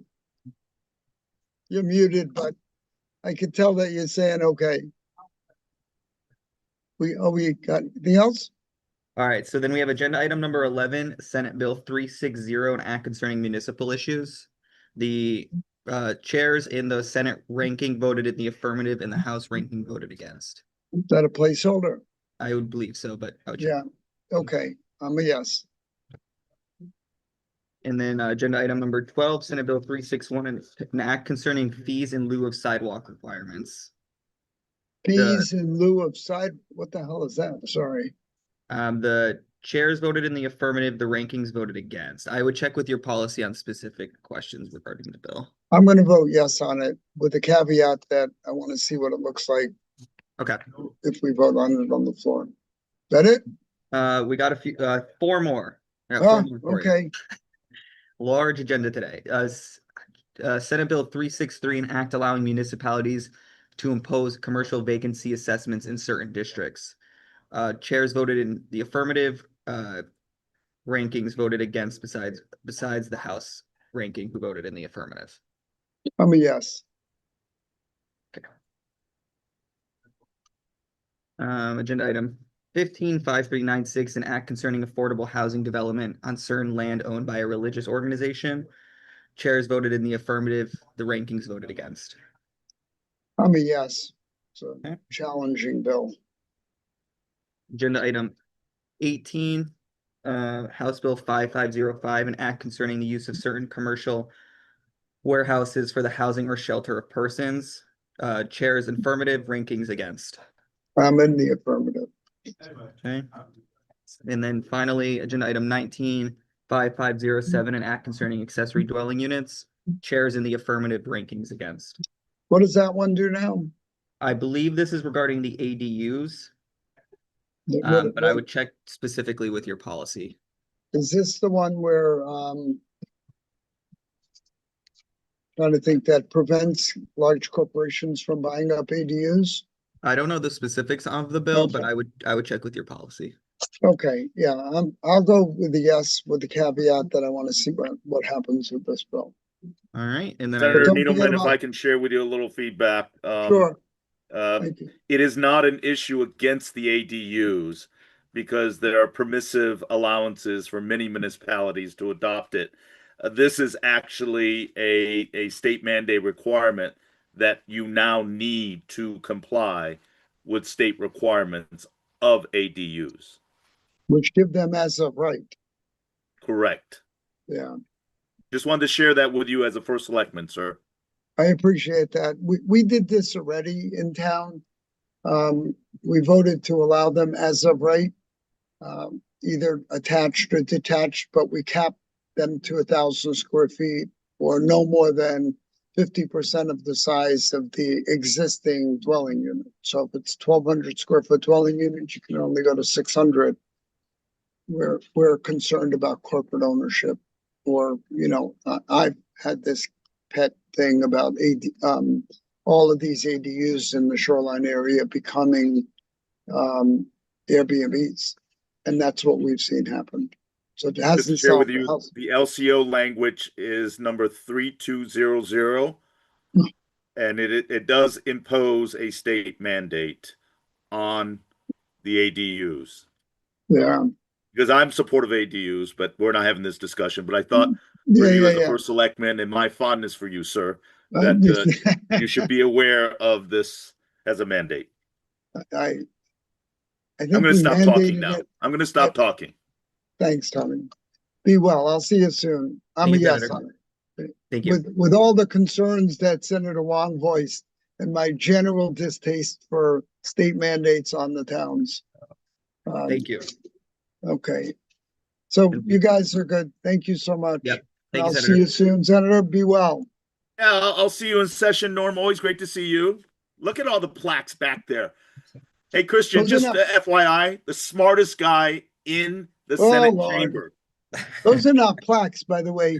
You've never been here, but I have a complete collection of presidential autographs. Well, I'm going to have to visit you You really, if you when like I history, go for the Essex train ride. if you like history, you would love to see these. I have a good I would love collection. that. Yeah. Anyway, All right. I thought I would sell them because I'm getting older, and my son said, "Don't you dare! We want them." I said, "How are you going to split them up?" Well, the key question is, are you going to collect one from 47? Well, I haven't gotten 46 or 47 yet because I will, because I've collected presidential autographs of people that I didn't think were good or that I like personally, but doesn't mean that they don't belong in the collection. But It it's is gotta a be the- testament to history. Yeah, It's a it's got to be testament to something I history. can hang. That's right. It's history. Norm, truly, it's always great to talk to you. I don't see you enough, but again, I Christian, know. Have a smartest good- man in the Senate chambers because Oh, he stays Lord. out of it. Thank you. You're the All right, best. I'm going to vote. I'm going to vote now, Christian. Okay, so we had a He's large. not on the line right now, and I'm still saying, smartest guy. One of the smartest. All right, here we go. Okay, so agenda item number 5, House Bill 5502. Do you need titles? Nope, Okay, it's a no. that's a no. Okay, agenda item number 6, If I 5503. may add editorial comment because it's being recorded, it's Yes. the concern in regards to clarifying definition of light industrial use. Okay, Okay, go ahead. agenda item number 6, 5503. It is a no. Creates mandates and challenges to local municipalities. Agenda item number 7, Senate Bill 447. It is a no. It's well-intentioned property tax relief, but nevertheless, it's an unfunded mandate. Agenda item number 10, 5392. Yes. Okay. Agenda item number 11, Senate Bill 360. Yes. Okay. Agenda item number 12, Senate Bill 361. No. Okay. Agenda item number 14, Senate Bill 363. Yes. Okay. Agenda item number 15, 5396. Yes. Okay. Agenda item number 18, 5505. No. Okay. Agenda item 19, 5507. I believe I cast that vote already. Yes, you did in the negative. And then we have the consent calendar that I already have before. So then you are That all I've set. also cast as well, right? Yes. Thank you, Christian. All right. Thank you, Senator. Have a good weekend. Great job. Appreciate it. See ya. Bye.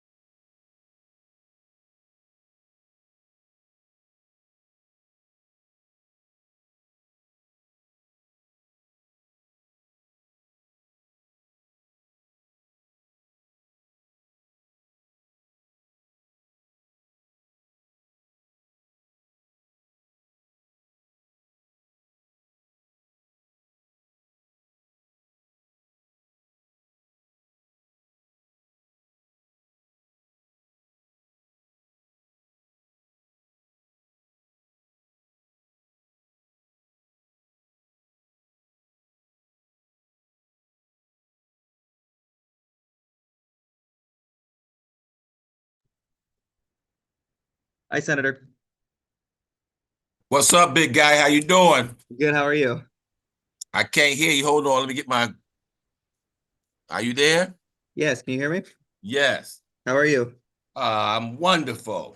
Good. So we had a large consent calendar, and then we had. Yeah, I see all the items on the consent calendar. I agree to all of them. So let's start with the consent. I'm a yes on the consent calendar. Got it. Okay, so I have you yes on the consent, and then do you want me to just go through the? I'm looking at the bills now. 5502. I'm a yes. Perfect. Okay. 5503. I'm a yes. Yep. I don't understand what's 447. So that is if I remember correctly, and I would double check with your policy, I believe that's a bill from the Senate President pro tempore. Oh, it is? Believe That's, so. that's a Marty bill? That's a loony bill, I'm sorry. A loony, okay, yep, I'm okay. I'm okay with that. Okay. We had 5392. 5392. I can say yes. A SB 360. Yes. 361, yes. Okay. 363, yes. Okay. 5396, yes. Okay. 5396, yep. 5498, yes. So that was on consent. We're now on to agenda 185505. Yes. And 5507, yes. And I think everything else is on consent. Correct. Yep. Yeah. And we are all set. All right, thank you. Thank you, Senator. Have a good weekend. Yep, you too.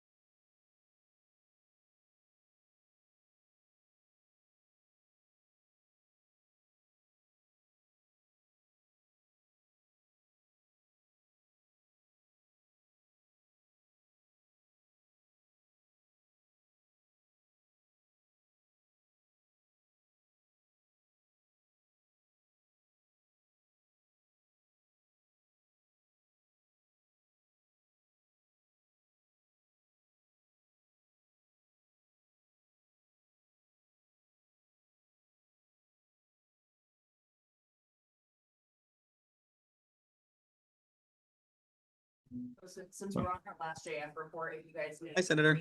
Hey, how's it going? How are you? Excellent. How are you, Christian? Good. So we had a rather large consent calendar, and then we had a few roll calls. Yes, I'm happy to start with the consent calendar, and then we can go through individual roll calls if that's okay with you. that works. Consent calendar, Fazio, yes. Thanks. Okay. And then onto the agenda roll calls. We had Agenda 5, House Bill 5502. No, Okay. Agenda Item 6, 5503. no, Okay. Agenda Item 7, 447. no. Okay. Can I Agenda just tell you no on all of them? Yeah, Make your life easier? that works. There's a lot. Yes, yes there is. All right. Well, great. thanks, Christian. Have a good weekend. Thank you, Senator. Have a good one. Bye-bye.